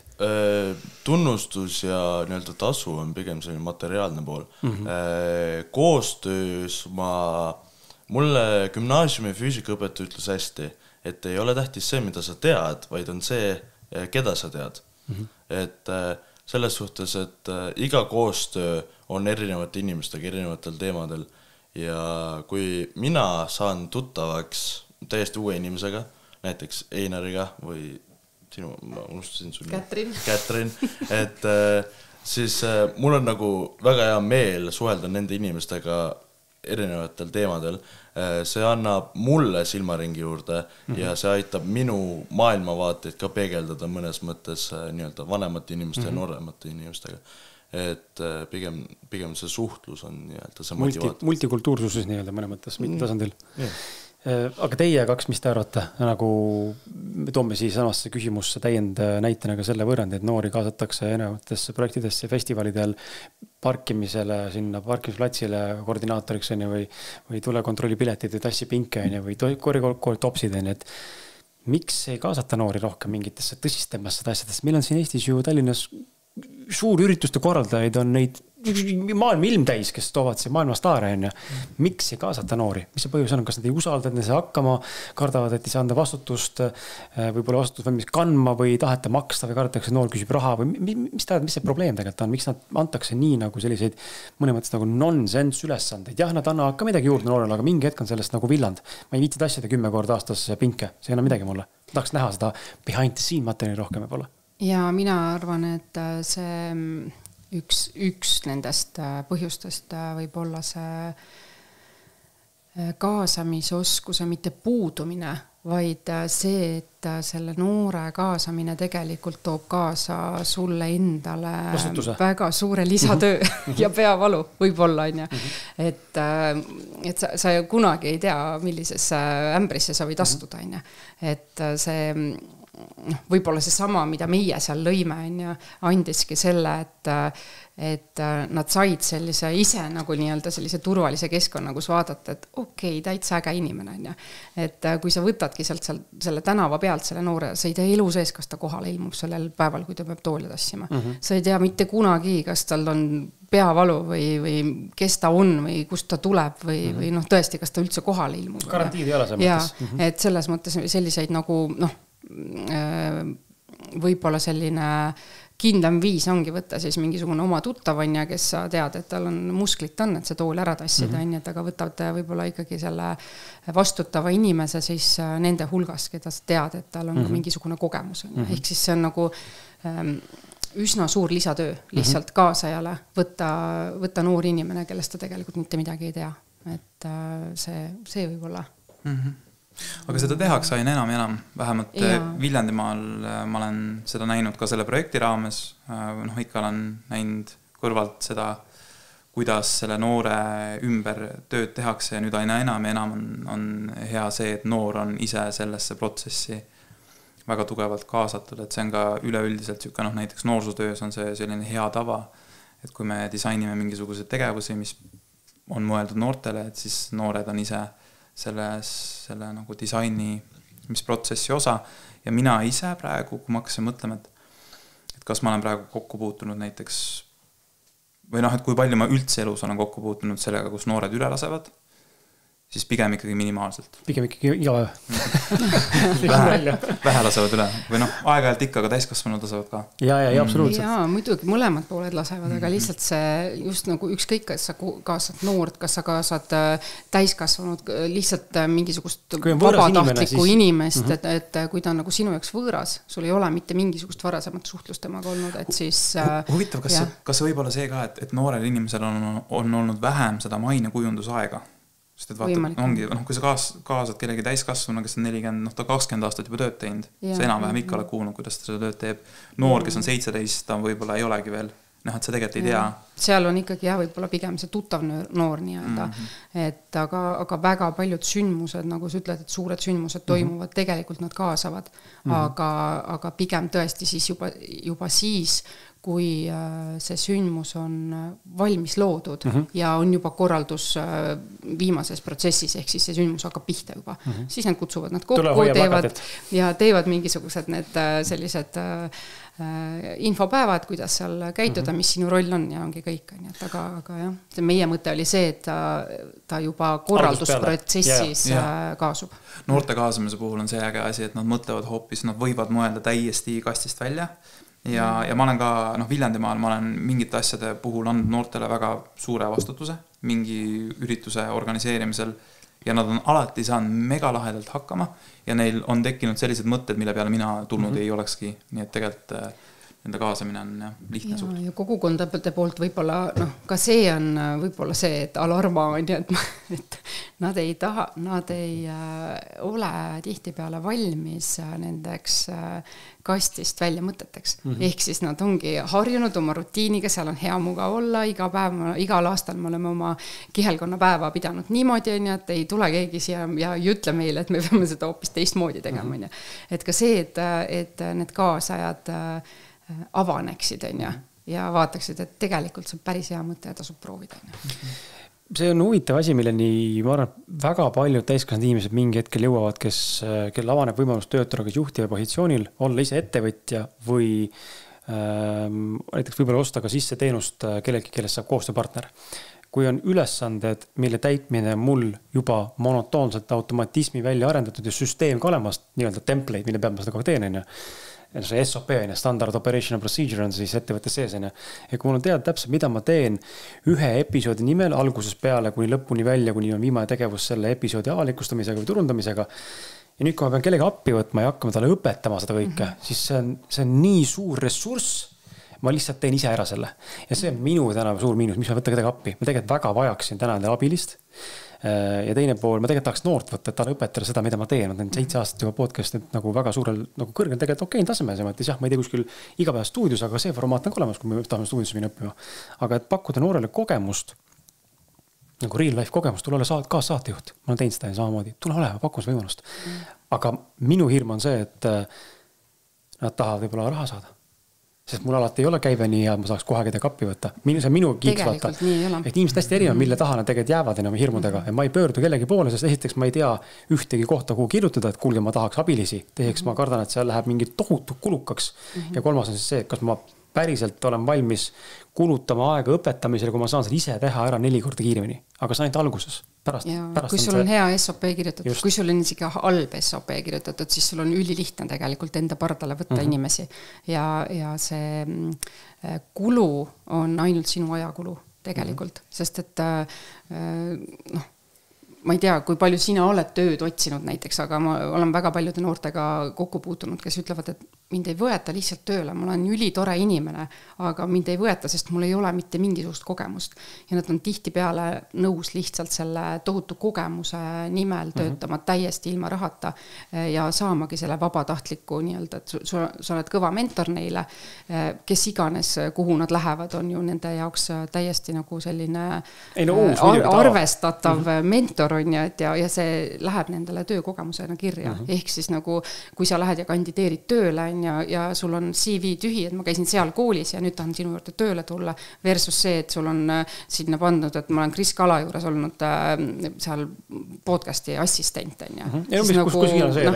Seal on nagu nimi või tegevus sees. Ja see on loogiline, enda samamoodi. Ma reaalselt olen vist aktiivselt otsinud tööd, ma arvan 3 aastat täna nagu taustal. Tegelikult tahaks minna puhtalt finantsi tõttu tegelikult tahaks minna ja saad aru, ei saa lihtsalt mitte kuskile.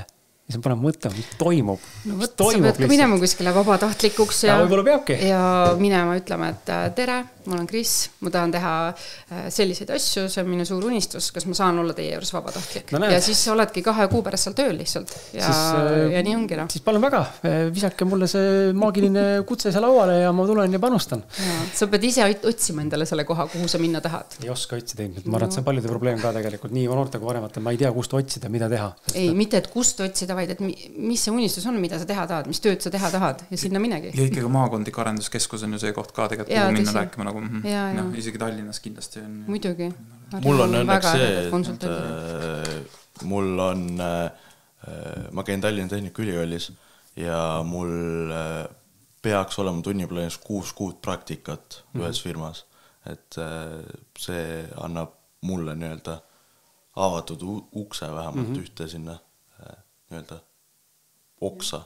Ja just, sul on kohustus ära teha see nii-öelda see mõttes. Ja, aga see praktika koht tasub ka alati vaadata selline, et mitte nii, et mul on see praktika teha, ma võtan mingisuguse koha, kus seda lihtsalt nagu ära tiksuda. Meil on kindla teemaga. Et aga võtadki sellise koha, mis oleks võib-olla sinu unistuste töökohti. Meil on nagu kindla teemaga, me peame kirjutama ka, mis me teeme seal, et meil lihtsalt ei saa tiksuda seal. Ma arvan, et kui sa tahaksid endale mõne noore leida siia podcasti, siis see oleks kindlasti probleem. Üks avalik üleskutse ja neid tuleb. Ja, ei no võimalik, täitsa võimalik. Okei. Tuleks selle juurde, et mis seal siis sellel häkatonil nagu toimub? Ma tahaks nagu natuke detailsemalt aru saada. Ma ei tea, kui palju saate nagu avalikustada, võib-olla see on liiga saladene info. Et aga tahaks nagu aru saada, et natukenegi, mida te nagu teete, aga enne kui sellele vastama, panen telefoni laadima. Kas te tahate vett juurde vahepeal kaikki? Ja, mina sooviks. Ma valan siis juurde.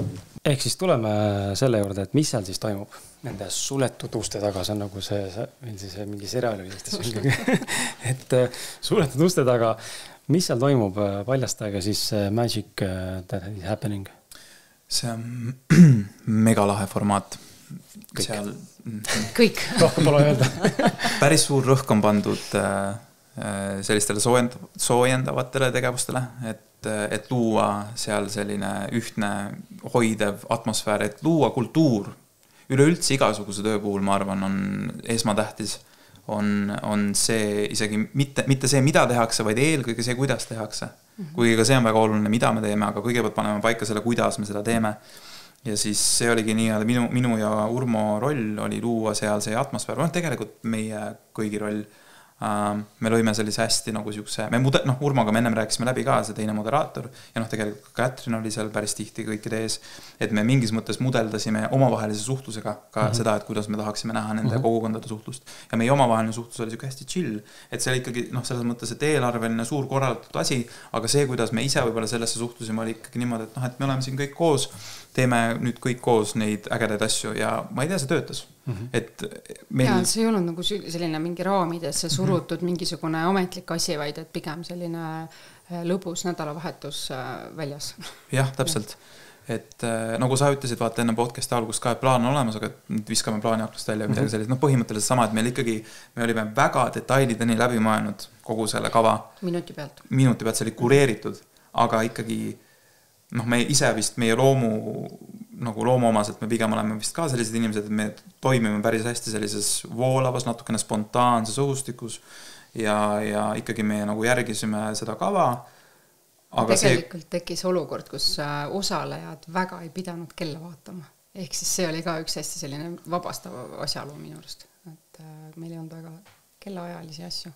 Et see kell pead seal olema, nüüd on 15 minutit pausi, kõik selle oli nagu hästi voolav.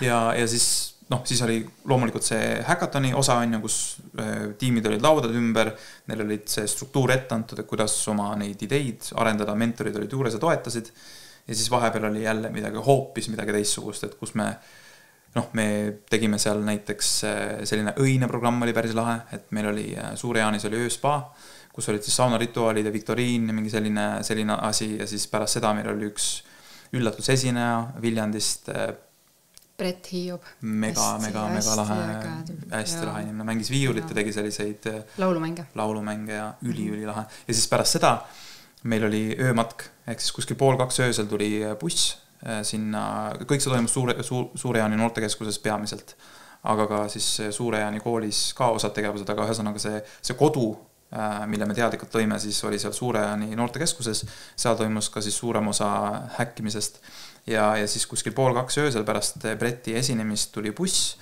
ja kogu grupp, praktiliselt kogu grupp, kõik liitusid, see oli juba, see õine matk oli vabatahtlik, sest see toimus öösel, aga praktiliselt kõik liitusid sellega ja siis nemad viidi kuskil kilomeetri 1,5, mitte väga kaugele. Vähe, jah.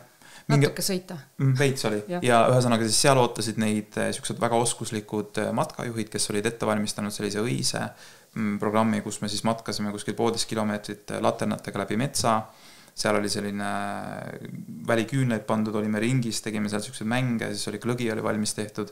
Ehk siis sellist nii-öelda nagu pehmet osa, mis justkui nagu võib-olla pealt näha võib tekitada küsimus, et okei, et kuidas see on häkatoni osa, aga see on väga-väga oluline osa. Ja ta ühendab. Ja see on neid ühendavaid asju oli tegelikult väga palju, et see justkui see 25 tundi oligi nagu töine, aga see vaheldus hästi nende ühendavate tegevustega, mis olidki inspiratsiooni esineja oli meil veel päeval enne seda, kui üldsegi nad sõid kõigepealt tuttavaks Urmo ja Einari juhendamisel, siis oligi meil lõunasöök, inspiratsiooni esineja, kes siis rääkis oma lugu, kuidas ta põhimõtteliselt teeb ka 0-st 1000 asja. Ja pärast seda siis läks nii-öelda töiseks ja siis ka see õhtune programm tegelikult oli just kui siduv, suhtlust võimaldav, kõik need asjad, mis on siis vajalikud selle jaoks, et sa saaksid kogukonnas edasi tööd teha ja inimestega veel rohkem tuttavaks ja veel sügavamati tuttavaks ja näeksid, mida keegi oskab ja milles keegi tugevam on. Ja see tegelikult kestis ju järgmise päevani välja, et meil see öömatk lõppes niimoodi, et 4-st jõudsime koju. 4-st jõudsime koju ja 8-st oli juba hommikusöök. Et kes tahtis, sai 4 tundi magada, aga siis 8-st oli hommikusöök ja siis läks tegelikult liftikõned ja kõik see nii-öelda viimase päeva asi edasi, et ja esitlused ja kõik see. Ja auhindamine, et kokku andsime välja 6 auhinda, 3 Viljandimaal ja 3 Jõgevamaal mõlemas maakonnas, üks siis peaauhind, mis oli 2000 € oma idee elluviimiseks. Ja nagu ennem alguses sai öeldud ka, et see ikkagi see kõige suurem võit oli ikkagi see uus viis teha koostööd ja on rõõm tõdeda, et minu teada kõik tiimid, kes osalesid, siis ka need, kes seekord auhinnatud ei saanud, nemad ikkagi jätkavad oma tööd, oma koostööd ja see on kõige lahedam asi selle asja juures üldse. Ja see koostöö tegelikult on see üks osa sellest kõigest oli see 25 tundi, aga tegelikult on niimoodi, et me heas mõttes ei jäta neid kogukondi enam rahule, mitte kunagi. Et nad põhimõtteliselt, me teame, mis neil plaanis on, meie töölaual on projekti kirjutamise võimalusi, et näete, siin on raha selle jaoks, et te saate oma idee ellu viia. Siin on selline koolitus, mis võib-olla teid aitaks, et nagu me suhtleme nendega jooksvalt edasi ja anname neile oma häid mõtteid selle jaoks, et nad saaksid selle idee ellu viia ja veel rohkem. Et mitmetel kogukondadel on tegelikult tulnud juba lisamõtted sellest hackathonist, et mida veel koos teha ja see on ainult rõõm, et nad tegelikult toimetavad, et ei olnud niimoodi, et 25 tundi lõpeb. Okei, me saime selle enda asja korraldamiseks raha, et teeme selle ära ja ongi kõik. Gert, kuulsid jah? Sind ei lasta niisama enam ära. Teate, I know your live lihtsalt. Las olla, mulle sobib. Aga mis Gert kaasa võttis sealt sellest üritusest? Oleks huvitav kuulda, et sina osalesid seal osalejana, et mis sa sealt enda jaoks nagu kõige rohkem kaasa võtsid üldse? Mina võtsin kaasa uue kogemuse ja palju uusi suhteid. Selles mõttes, et teistest kogukondadest mul olid üksikud tuttavad isikud ja see aitas, pigem mul aitas rohkem sisse sulanduda nendesse kogukondadesse ka.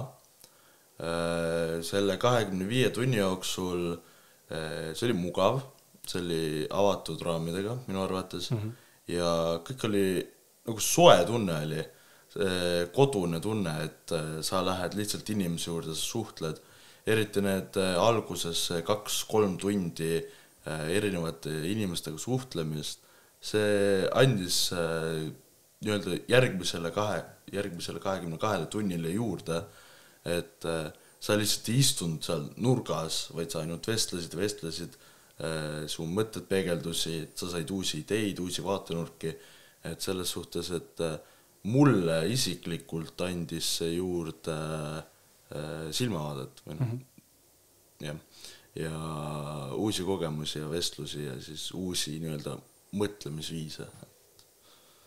Ja see, mis Gert välja tõi, tegelikult juhtus ka teiste kogukondadega, mis ei olnud tegelikult meie algne eesmärk, et kogukonnad omavahel nii-öelda tutvuksid, aga tegelikult see juhtus lihtsalt. See tuli nagu boonusena juurde, et seal ka kogukondade vahel tekkisid erinevad koostöömõtted ja suhtlus, et see oli nagu veel ekstra äge. Aga kui nüüd on kuulajad ja vaatajad, kes seda kuulavad, sõltumatu nüüd vanusegrupist või nende soost või orientatsioonist, siis nüüd mõtleb selle peale, et aga jube äge kõlab, ma tahaks ka midagi sükest kogeda või ma tahaks pakkuda oma lapselapsele või oma lapsele või kellele iganes tuttavale sükest võimalust, siis mis nüüd edasi saab? See tuleb. Selles mõttes, et tasub silmad kõrvad hoida lahti, et see mudel läheb rakendusse. Meil oli piloot lihtsalt. Praegu oli piloot, jah. Ja see vist oligi umbes nii, et kui see läheb õnneks, siis läheb käiku ja läks õnneks ja on käigus. Järgmine aasta toimub neid juba 6 tükki. Üle Eesti? Üle Eesti, jah, erinevates maakondades. Siis kokku 20 tuleb 20. Neid, et järgmisel aastal on siis esimesel poolaastal on hange, et leida siis tegijad, et need ei pruugi olla meie. Aga me kandideerime ikka. Kindlasti. Ja siis see lähebki üle eestiliseks, nii et siis kõikides Eesti maakondades tegelikult, et osad võib-olla liituvad ka kokku nii, nagu meie Jõgevamaaga liitusime, et neid kogukondi leida. Kogukondade leidmisel oli ka meil veel, mis ma enne ei maininud, üks selline, et sellist nagu totaalset katvust tekitada. Oli meie unistus, et kõikidest KOV-idest, näiteks Viljandimaal, osaleks vähemalt üks meeskond ja see läks peaaegu täide. Ehk siis Jõgevamaalt ühest KOV-ist ei tulnud ja Viljandimaalt ka täpselt ühest KOV-ist. Aga tegelikult see nagu kattis maakonna päris eri nurkadest nende teadmistega juba. Et see oli ka nagu üks. Jah, et igast vallast üks kogukond ja see on ka edaspidi eesmärk. Aga selle kohta lugeda kuskilt kodukalt eraldi või võimalik ei ole mingit blogiartiklit? Mitu kohta on, kus saab lugeda. Kõigepealt Sakalas. Sakalas on artikkel sellest Jõgevamaa ja Viljandimaa noored ja kogukonnad lõid uue koostöömudeli või midagi sellist on selle nimi. Paneme selle viite kuskile inimestele kirjeldusse ka siia, et saavad vaadata seda. Jah, siis on Lõuna-Eesti ettevõtlikud noored kodulehe külje peal, see on meie see projekt. Siis on KÜSKI kodulehel on see. Projekti pesa ongi tegelikult KÜSKI kodanikuühiskonna sihtkapitali kodulehe peal, see on kaasa noori, on nüüd eraldi selline menüüpunkt, mille alt on võimalik leidagi erinevaid noorte kaasamisega seotud materjale, projekte ja kõike muud infot ja ka häkatoni info on siis seal üleval, et ka kodanikuühiskonna sihtkapitali uudistes ja sellistes kanalites on ka saadaval. Jep, ja praegu käib ka planeerimine, et tõenäoliselt millalgi järgmine aasta, aga et maahommikus ka. Kuna ongi, et selles mõttes, et selle häkatoniga nüüd see ei olnud ühekordne asi, et see on läbi, see oli start. See uus mõtteviis on nüüd tegelikult juba saanud Eestis alguse ja juba need asjad nii-öelda kuskil seal küpsevad ja selles mõttes, et me ikka ka Kätriniga ei loobu, et me lükkame seda asja edasi. Ja siis põhimõtteliselt tekibki üle-eestiline võrgustik, sellepärast, et kõikides maakonnades on ju tegelikult arenduskeskused, nad on küll erinevate nimedega, Tartus on ärinõuandla ja nii edasi. Aga põhimõtteliselt on mind ja Einarit ju tegelikult meid on mitu. Me oleme igal pool. Meid on Teid jälgida saab või kust kätte saab? No meie oleme Viljandimaa arenduskeskuses. Meid leiab kõige paremini sealt, aga maakondliku arenduskeskus leiab igast maakonnast. Ja igas maakonnas on see olemas ja seesama asi, mida meie teeme Viljandimaal on ju tegelikult üle-eestiliselt, ehk siis kui see häkaton ka nüüd laieneb üle Eesti, siis tegelikult kõik need spetsialistid, kes on üle Eesti, nii nagu meie, on ka siis pärast need tugiisikud, ehk siis täpselt samamoodi see skeem peaks niimoodi toimima, et kui need kogukonnad ja noored on kokku viidud, siis neil on nagu selline taustatugi nagu kogu aeg olemas. me rääkisime saate eilselt ka teie kahega sellest, et te nägite nagu üksikud siukseid nagu suuremaid muutuseid.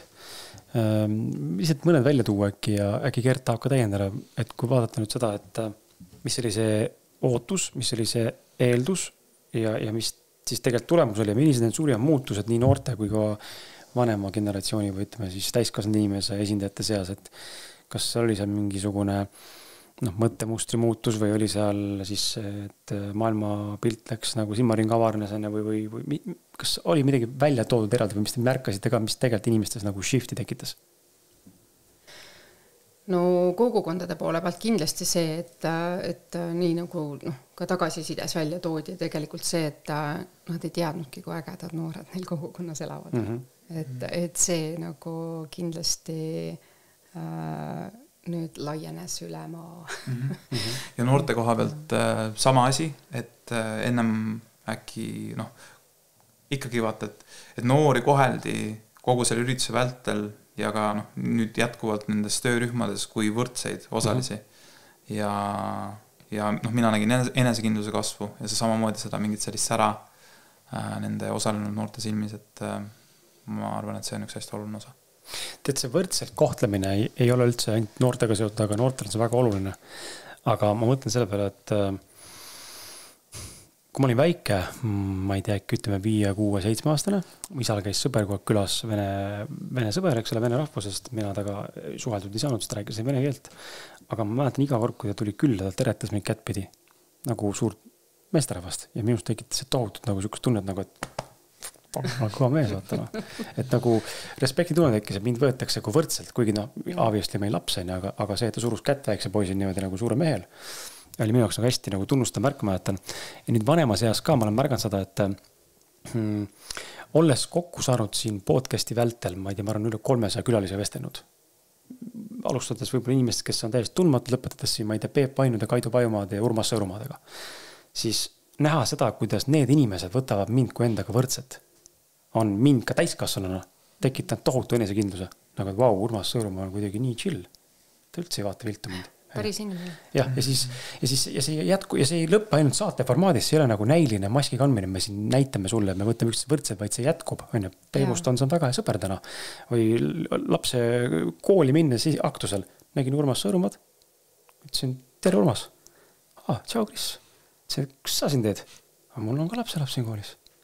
Et see kontakt jääb alles vaata, et ei ole kuidagi nii, et ühiskondi, kui ma seda venda eiran, sest et see oli ainult ühekordne projekt või kokku viimine nii-öelda ja pärast ma sinuga suhelda nagu ei taha, et see respekt nagu jääb, et see on nagu hästi kiftanud. Ja nagu Gert ka välja tõi tegelikult, et need suhted on, mis tekivad ja need, mis sul on ja need jäävad tegelikult on, et see lõpuks, ma ei tea, sa 10 aastat hiljem vaatad, et võt see suhe, mis mul seal tekkis, on selle jaoks oli oluline. Et sa saadki kellegiga tuttavaks, kes tegelikult sulle toobki tulevikus nii sina talle kui tema sulle erinevat kasu ja väärtusi.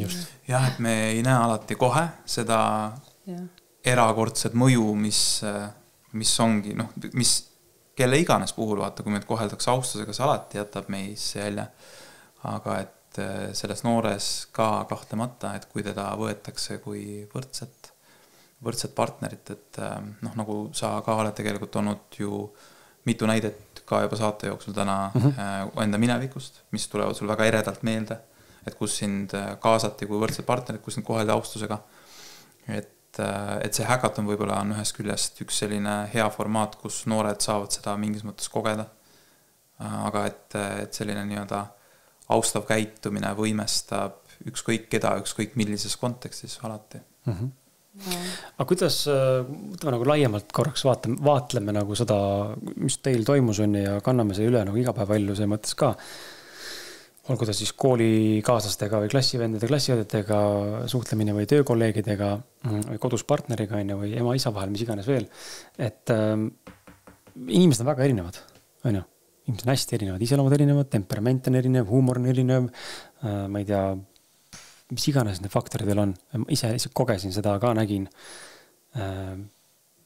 podcasti algusaastate nagu esimestel aastatel, kui ma Martiniga koos tegin seda. Martin käest erinevad. Mina olen nagu selline kasutan ambitsioonikam, aga see tähendab Martinil oli ambitsiooniga unistusi, aga ma olin nagu jõulisel ja drive'iga surusin seda podcasti nagu mul oli mingi visioon sellest, mida ma tänaseks olen täitnud. Et tal seda visiooni sellise viisi ei olnud, ta pani nagu pidurit. Ja see ei ole mitte kuidagi alustavalt, vaid meil oli siuke mäng ka, üks peab pidurit, peab gaasi. Kui lõpuks ma tegin selle otsuse, et tead, sa kas tuleb vajutad gaasi või sa lähed minema, sest ma tahan edasi minna. Ja siis ta lõpuks läks ära, et mida teie nagu inimeste puhul ise nagu märkate omavahelises koostöös ja nüüd selle hackathoni puhul ka, et kuidas panna need või mis on need olulised punktid, mida tasub nagu märgata, et panna tööle erinevad inimesed omavahel sobima nagu see mõttes? Selle jaoks meil oli eraldi ülesanne kohe. Oli või? Jah, et kas sa üldse osalesid seal? Kas sa siia said lillakene? Et avastada seda, mis on kellegi tugevused. See, et sa ei pane inimesele rolli, mida ta ei taha teha, ta vihkab raamatupidamist, ta ei taha lumbreid kokku lüüa, näiteks nagu mina on ja mul meeldib täiega teha kõiki asju, mida peab tegema, mis viivad edasi, mis on lõbusad, mis on toredad, aga ma ei taha teada palju see nagu või kuidas see raha pärast makstud inimestele saab, selle jaoks peab olema keegi teine, kes hoiab selle rea korras, on ja. Et ka see, kuidas sa leiad nagu sellest enda täiesti uuest meeskonnast üles selle, et kellele meeldib sotsiaalmeediat teha, kellele meeldib tegelikult planeerimisprotsessis olla, kes tahab halduspoolega tegeleda, et ehk siis see osa oli meil seal sees, et nad saaksid teineteist tundma just läbi selle, mis neil silmad särama paneb. Et see oli ju üks töölehtede ülesanne meil. Jah, täpselt see oli selle hackathoni selles siis häkkimise osa struktuuris sees ja tavaliselt selline asi ka seal sees on, aga üks asi, mida ma pean oluliseks, et kuidas praktiliselt teha ükskõik kellega koostööd, on ikkagi see sõbralikkus, see mingisugused kas siis vaikivad või täitsa selgelt sõnastatud kokkulepped, et me toetame üksteist, me oleme chillid nagu, jah, sest see on see, mis päriselt aitab ja mis võib-olla aitab inimeses nendel tema erinevatel talentidel veel esile tulla, sest et kui sa oled natukenegi ärev, kui sa ei tunne end turvaliselt, kui sul on selline hirm, et mis siis, kui minu mõtte üle naerdakse, siis sa terve aeg oled nagu nii-öelda liiga eneseteadlik, ärev, analüüsid ennast kogu aeg. Aga et kui sa saad lõõgastuda, et öeldakse, et selleks, et inimesel see sisemine motivatsioon, sisemine tuli hakkaks tööle, selle jaoks on vaja tagada 3 psühholoogilist baasvajadust ja need on kompetentsusvajadus, kuuluvusvajadus ja autonoomsusvajadus.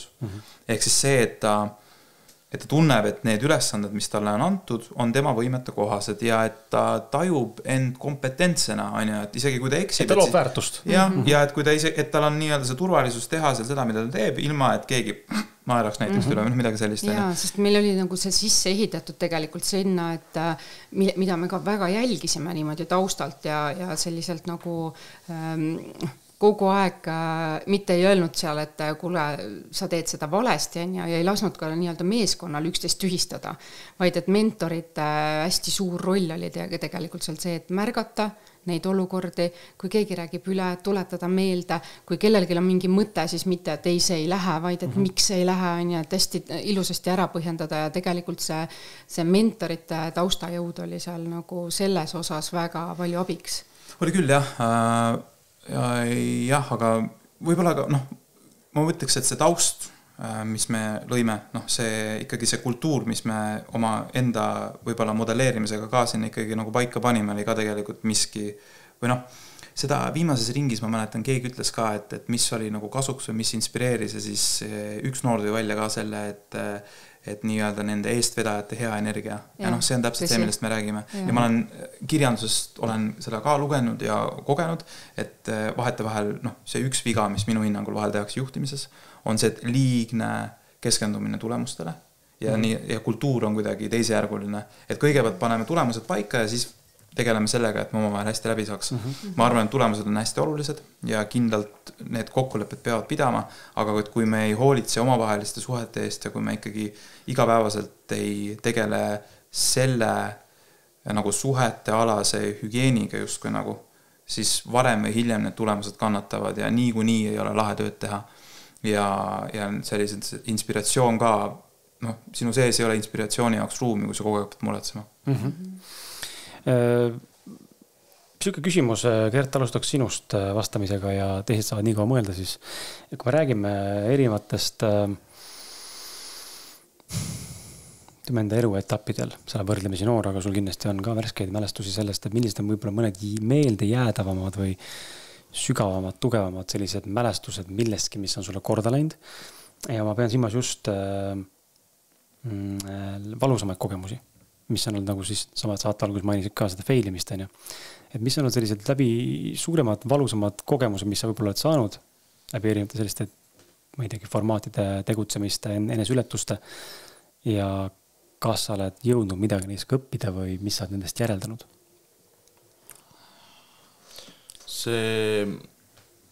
Selle kohta ma pean nüüd natuke mõtlema. On mõned punktid küll, mis on algklassides, 3., 4., 5. klass, ma ei tea, kas need on algklass, igastahes põhikooli algklassides mul oli kinnine maailmavaade, et mina olin harjunud sellega, et mul on kõik 5 ja et ma saan hästi hakkama. Ja esimene nii-öelda negatiivne kogemus tuli mul kas 3. või 4. siis, kui ma olen matemaatikas väga tugev. Ma lõpetasin gümnaasiumis matemaatika suuna eraldi. Ja kui mina sain 3. või 4. matemaatika 3, siis see oli minu jaoks, ütleme, emotsionaalselt raske. Paras laks oli jah, kui sa esimesed 3 aastat on matemaatika puhas 5 ja siis järsku tuleb 3 sinna kontrolli, sa vaatad seda ja saad nagu, mis ma siin valesti tegin. Ja negatiivseid kogemusi selles suhtes on mitmeid. Minu esimene võib öelda autoga sõit, mida ma tegin oma hoovis, sest mind ei lastud välja, siis see muidu ebaseaduslik. Ma oleks peaaegu kaevule otsa sõitnud, aga mu vend karjus kõrval, et mida sa teed, et võta rahulikumalt. See oli ka selline tunne, et nagu, et ma tegin midagi valesti, et ma ei taha uuesti teha seda, et äkki ma teen täpselt sama asja. Ja ujumise koha pealt mulle väga meeldib ujuda ja suvel, isegi praegu ma käin ujumas ja minu esimene kogemus oli see, et kui ma avatud mõistusega ronisin auto katusele ja hüppasin sealt vette ja järgmine hetk, mida ma mäletan, ma olin veest väljas ja kõik olid minu ümber ja mul oli mäluauk selle koha pealt. Et nagu sa enne ütlesid, et see on nagu hirm, tekitab hirmu, aga seda tuleb ainult teha ja teha ja teha. Ja põhimõtteliselt peale seda ma läksin veel ujuma ja Aga mitte autokatused enam? Ei, mitte autokatused. Ja ma hoidsin enne, meil oli 3. klassis ujumine 10 tundi ja ma hoidsin enne ujumist, ma hoidsin põhimõtteliselt kaldasse ja meil oli eksam peale ujumist, kus me pidime ujuma basseini pikkuse ilma abivahenditeta ja mina ujusin pool basseini abivahendiga, see nuudel, mis ta on see. Ja, toru. Ja siis ma lihtsalt olin nagu metsa, viskasin minema, ujusin lõpuni ja siis ma nüüd peale seda ma ujun nagu hüljes. Et... Mis teil on sellised võib-olla üks selline suurem meeldejäävam korralik nagu nii-öelda ühiskondlikult justkui nagu fail, aga tegelikult olete näinud, et selles on mingi õppetund olnud? Mul on neid olnud mitu. Ma ei teagi, kas ma oskan kohe midagi sellist konkreetset välja tuua, aga on üks asi, mis ma olen võib-olla endale siis kas tõestanud või õppinud, et nendest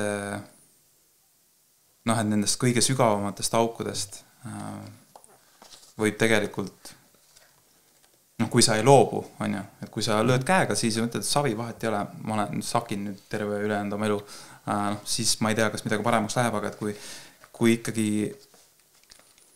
ikkagi pingutada ja mitte loobuda, mitte muutuda põlglikuks ja anda endast parim, siis vähemalt minu kogemuse järgi, et need on, need kõige sügavamad augud minu jaoks on just olnud nagu selline, ütleme nagu vibu, et ta tõmbab siin nii-öelda väga tagasi ja siis ühel hetkel oledki kuskil seal keset põrandat, on ju, aga et kui ikkagi, ma ei tea, iga päev võtad ennast kokku ja hakkad minema, siis see lõpuks ta viib su kuskile, see on tegelikult täitsa uskumatu, nagu, kuidas asjad lähevad paremaks, kui see ei anna alla. Räägi enda läbi kukkumistest, Katrin. Oota, teeme eraldi saate sellest. Ma ei tea, mul tuli ka nagu praegu mingisugused kooliga seotud asju meelde, eks neid on nagu ju palju, aga minu läbi kukkumised on mind justkui kuskile viinud, täpselt samamoodi, nii et ja ma olen avastanud, et kui ma olen teinud näiteks valesid otsuseid, mis ei ole otseselt läbi kukkumised, siis need on mulle ikkagi tulevikus kuidagi viisi kasuks olnud. Et näiteks, nagu ma ütlen, et see ei ole läbi kukkumine, aga ma läksin aastaid tagasi õppima raamatupidamist. Ma ei kujuta, kes minu peas oli sellel hetkel, kui ma mõtlesin, et mulle meeldib raamatupidamine nii väga, et seda 2 aastat järjest õppida. Paari aastane tagune Katrin oligi? Ei, see oli mingi 15 aastat tagasi. Ma arvan, et mul oli siis, ma ei tea, mingisugune eelkeskea kriis või kui õpitakse seal, ma ei tea, mingi langevarjukõpp. Ma läksin raamatupidamist õppima.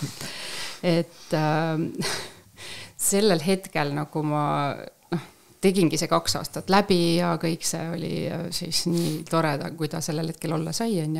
Ja ma täna nagu, ma ei taha isegi tšekist pilti teha, et seda raamatupidajale saata. Nagu, mulle ei meeldi, ma kaotan ennem ära, kui ma jõuan sealt poest selle auto juurde ja selle pildi teha.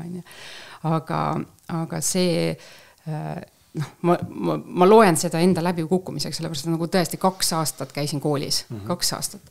Aga see, et ma läksin sinna kooli, põhjustas hiljem selle, et ma täna töötan Bonifaatiuse gildis. Et seal oli meil üks tund, mille nimi oli äriplaani kirjutamine ja ma kaitsesin seda, ma kirjutasin äriplaani teemal käsitöö kohvik ja sellest siis 2, 3, 5 aastat hiljem ma astusin sisse Bonifaatiuse gildi majja ja minu käest küsiti, et kas sa ei taha meie käsitööpoodi üle võtta, kui see oli täiesti võõras inimene tegelikult seal majas. Et mingid asjad viivad lihtsalt millegini. Tänaseks ta on selle maja perenaine. Et see oli tõesti nagu, et ma ei mulle ei meeldi raamatupidamine, aga mulle meeldib väga see, kuhu see raamatupidamine mind lõpuks viis. Üli hästi öeldud. Lõpusõnad võtaks siia. Tõmbame kokku selle. Mis on teie kõigi 3 viimased sellised lõpusõnad? Ma ei hakka isegi ette ütlema, et kas soovitage midagi või tunnustage, kutsuge üles, reklaamige, tervitage ema, isa. Ma ei tea, teie lõpusõnad lihtsalt. Kas ma alustan? Hakka pihta. Okay. Mina ütleks, et tehke koostööd. Nii siis noored kui täiskasvanud, et ärge kartke üksteist. Alguses iga asi, mis on natukene tundmatu, ongi natukene hirmus, aga see, et miski on hirmus, ei tähenda seda, et see on kuidagigi vale või et seda peaks vältima. Ja ma inimesena väga väärtustan seda koostöö sellist nii-öelda nagu kultuuri. See on ka miski, mida ma olen siin mitu korda öelnud ja ma olen näinud neid meeskondi kõrvalt, kus see kultuur on väga hea ja ma olen näinud neid ka, kus see nii hea ei ole. Ja see kvaliteedi vahe on lihtsalt väga suur. Et võib-olla pöörake ka tähelepanu. Et see on oluline. Sisekliima. See sisekliima on oluline. See on minu teine lõpusõna. Ja, ei tea. Mehed öelge enne ära siis. Einar, ma lisan juurde selle suhtluse koha pealt. Kris, nagu sa ütlesid, inimesed on erinevad. Igas suhtluses võiks olla mitmekülgsust. Kui on mitmekülgsus, siis mõtted peegelduvad teisiti. Kui sa tood oma mõtte välja, ühele ei meeldi, üks toob negatiivsed pooled, üks toob positiivsed pooled, sa saad need kokku panna ja sa saad oma mõtet arendada. Et iga mitmekülgse inimesega, nagu näiteks mina räägin soomlaste, slovakkide, tšehhidega, siis kui nemad käivad meil seal koha peal ja nendel on ka erinev maailmavaade ja see annab mulle nagu isiklikult rohkem juurde, kui kellegil väljaspool, ütleme siis riigipiire, tuleb sinna, ütleb, väga hea, annab oma mõtteid juurde, et ma saan kogu aeg juurde lisada sinna. Et pigem see mitmekülgsus inimeste vahel, mitte jääda nii-öelda piiridesse inimestega, et sulle meeldivad ainult ühte tüüpi inimesed, vaid suhelda nagu erinevate inimestega, sest erinevatel inimestel on erinevad arusaamad ja erinevad inimesed aitavad sul mõtteid peegeldada nii-öelda erinevalt, et see annab nagu rohkem juurde. Jaa, natukene sarnane, aga just see, võib-olla toon välja seda, et neid inimesi, kes sinu ümber on, rohkem märgata. Just seda, et võib-olla nad on üksikud. Igal ühel on kuulumisvajadus kuskil, et võib-olla see, et sa tead seal puhejärjekorras ükskord kutsud enda seltsi koosolekule, annab tema elule lihtsalt mõtte tagasi. Et mitte karta seda võib-olla praegust võõrast inimest, aga sinu kogukonnas võib-olla selline tuttav võõras, et sa tegelikult tead teda, sul on temast mingisugune arusaam, aga sa ei ole lihtsalt öelnud seda, et tere, meil on selline äge asi, tule ka, teeme koos. Et selline, ja mitte ainult noori ei pea kaasama, vaid ka teisi inimesi enda kogukonnast. Et kui sul on antud see võimalus ja võimekus kellegi elu paremaks teha, siis miks mitte seda kasutada. Et meie arutelu viis lõpuks sinna, nii et kui meie sihtrühm praegu oli 16–26, noorteks Eestis loetakse ju 7–26, siis tegelikult kui pensionäride ühendusse näiteks liitub inimene, kes on 60-aastane ja kõik teised on 80+, siis ka see 60-aastane inimene on noor inimene, kes toob teile värsket verd, ja uusi mõtteid ja uut energiat. Et tegelikult see kaasamine on üks tore asi, et see võtab küll aega, energiat, aga tegelikult see lõpptulemus on palju suurem kui see, et sa andsid oma aja energia sinna kunagi ära. Et võib-olla see lõpumõtteks, et see kaasamine on tegelikult tore asi.